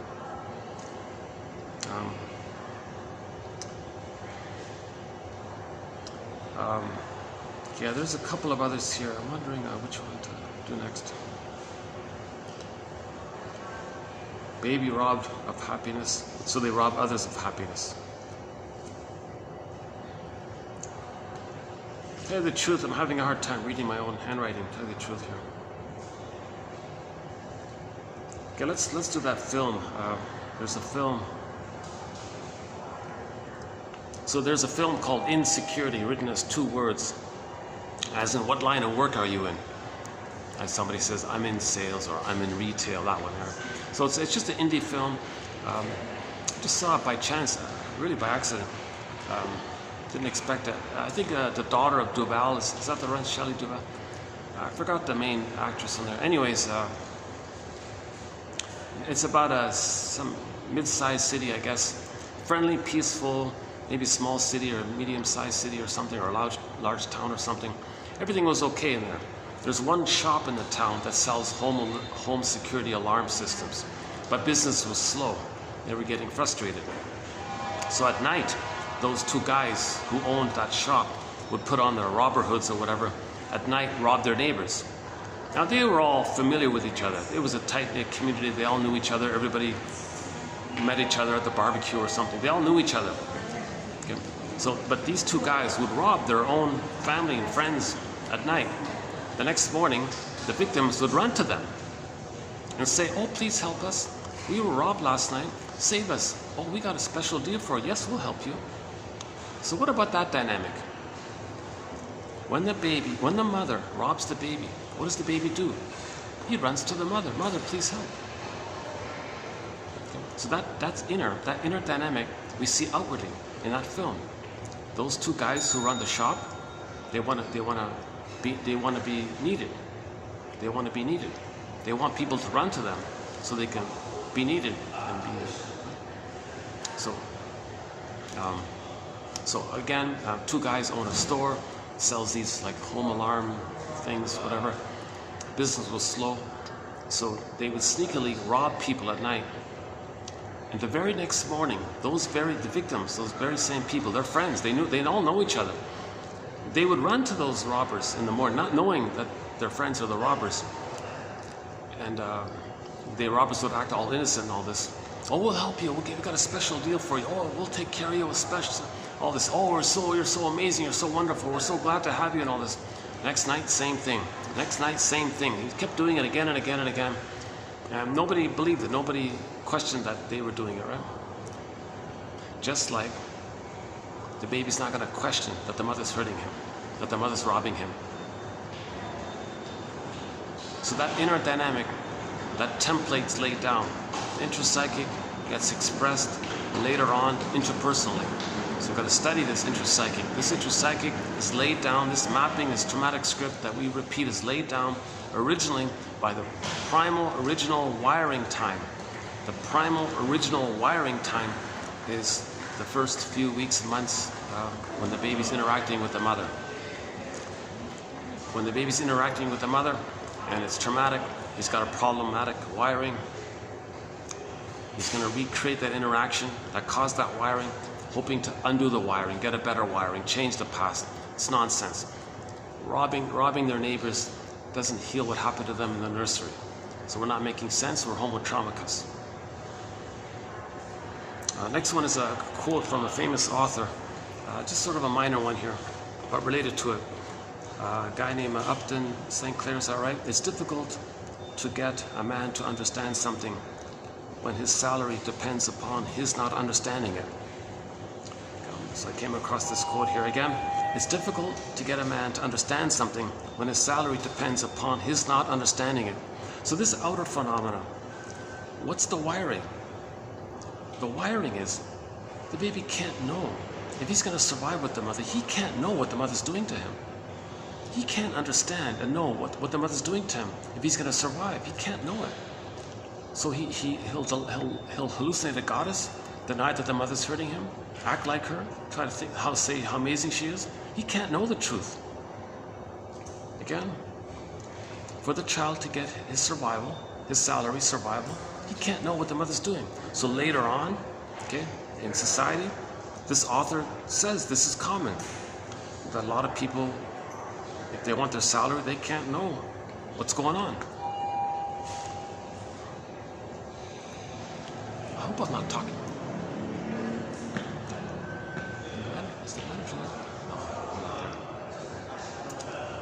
See, they're better off to let me use this room, so just in case I don't bother anyone. How are we doing here? Just 10 minutes? You know, there's only about 10 minutes left, right? You know, maybe I can just leave it here after all. I said 45. It doesn't feel like I covered them all. I think what I've done is blurred in a few points. Like when I would present one point, actually I covered 3 or 4 at one. So I think I covered some I haven't mentioned because they're too triggering. This whole thing is very triggering.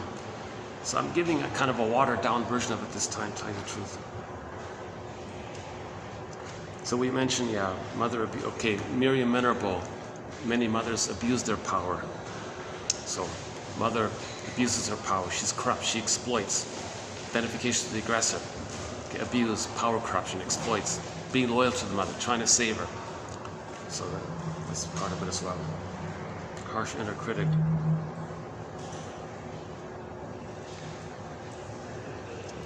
Okay, Bluebird of happiness. You know, I think I'm just going to leave it here. I think that's about it. Projective identification. Okay. Oh, the shadow government. Okay, we didn't do that one, did we? Okay, so back to Peter Phillips, the professor. Whether he's controlled opposition or misleading or part of it, I don't know. But anyways, just gotta have something to say, right? He thinks that the 20% that plunder the 80%, basically, right? 80% in poverty, 20% are having playing golf like this guy here. Right?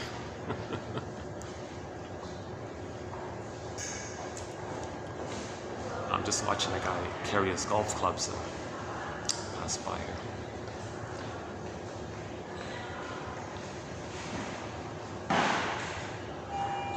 Okay.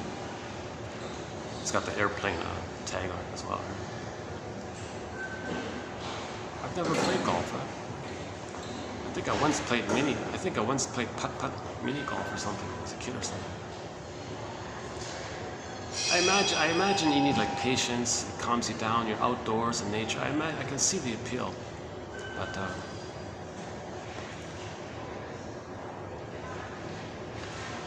okay, hang on a sec. We don't do psychoanalysis of sports. I'm hoping maybe in the future to do a new thread called the psychoanalysis of sports.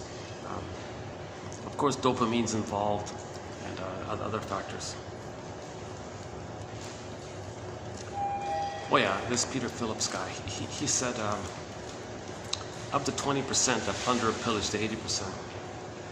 And call it fill in the blank, Bruce Coburn's song. And the 20% are gleeful and excited and entitled, grandiose and important, feel their superiority complex, they're above others, and they say negative things about the 80%. Okay, that's the grandiosity. He says among the 20%, he says it all filters around somehow to 200 of them. So there's a committee of 200 that calls the shots for the 20%, for the hundreds of millions or whatever it is. And these 200 tell everybody what to do. So they write the scripts. Hey, PR, you say this. You puppet politics, you say this. You guys do this. Religion, you do this. You guys do this. You guys. They have this whole kind of little committee group like this on how to plunder and pillage. And there's a pressure on them, there's a trust on them. Everybody's gleeful and excited that they're going to do all this. So he calls it the committee of 200 or something like that. And we don't know who they are. He assumes it's the hedge funds and all these guys. But I think he's, you know, the guys in the castles and the yachts and the penthouses and the islands or whatever it is. Anyways, there's an invisible 200, he says, according to him, that have been entrusted, I guess, to make the decisions on how to plunder and pillage. And we don't know them, right?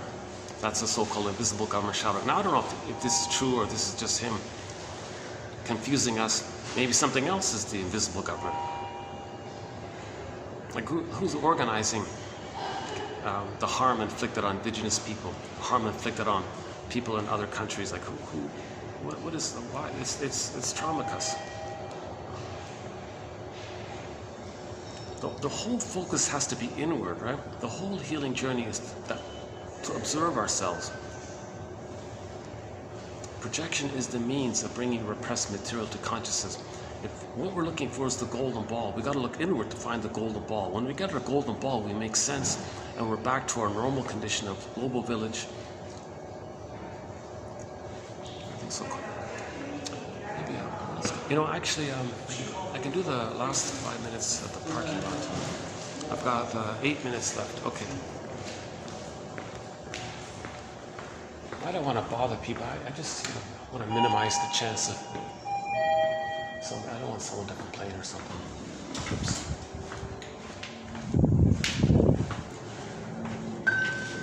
This worked out okay, number 4, yeah.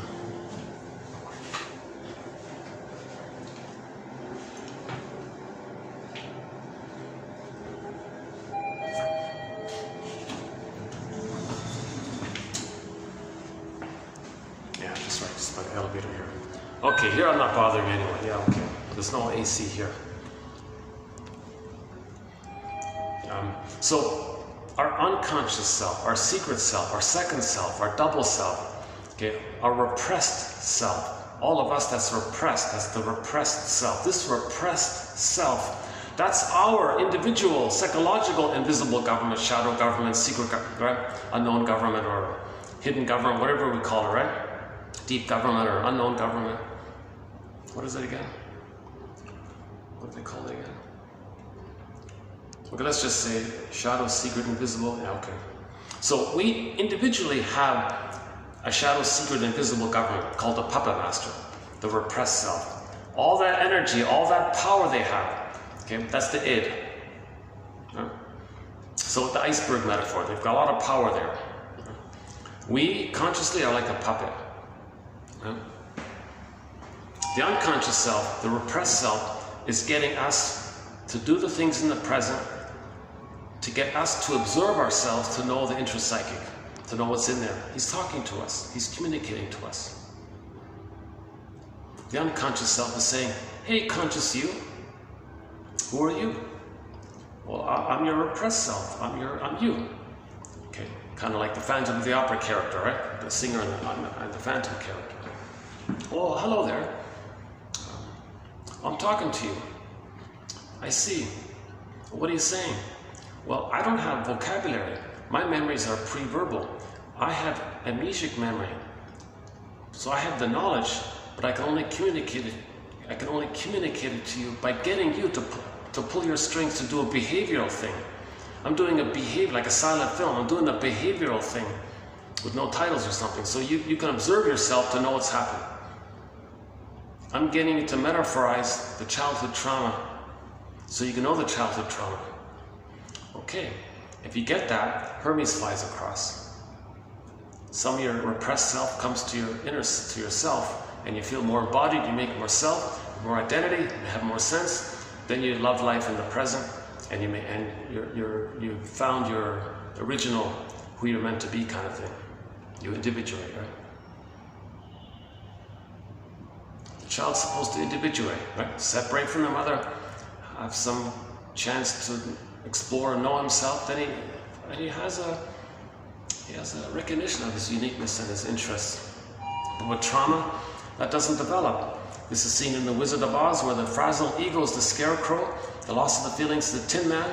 Two being like that, person feels disembodied, that's the cowardly lion. Dorothy's sort of like the part of the psyche that's trying to heal things up, line things up.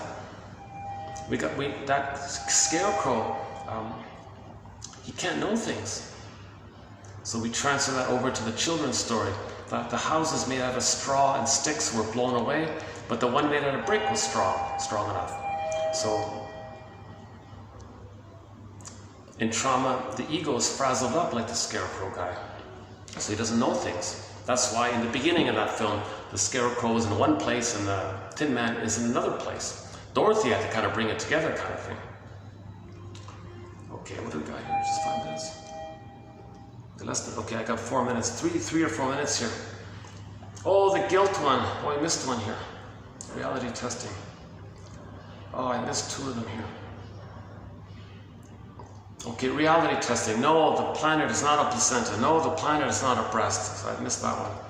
And the guilt one. In German, guilt and debt are synonymous. They use the same word. Baby felt unconscious guilt. Outwardly, okay, just tell others, force others, oh, you owe. That's the part of the plundering, the pillaging, say you owe, because they owe to the mother. So in German, the words guilt and debt are synonymous. So I'll just leave it there. Okay, I think that's it. Okay, I think we did it. I think I miscounted it, but I think we covered the main symptoms of homotraumicus. So this will be updated for sure. Work in progress. Needs a lot of work. Very kind of a little flimsy, I guess.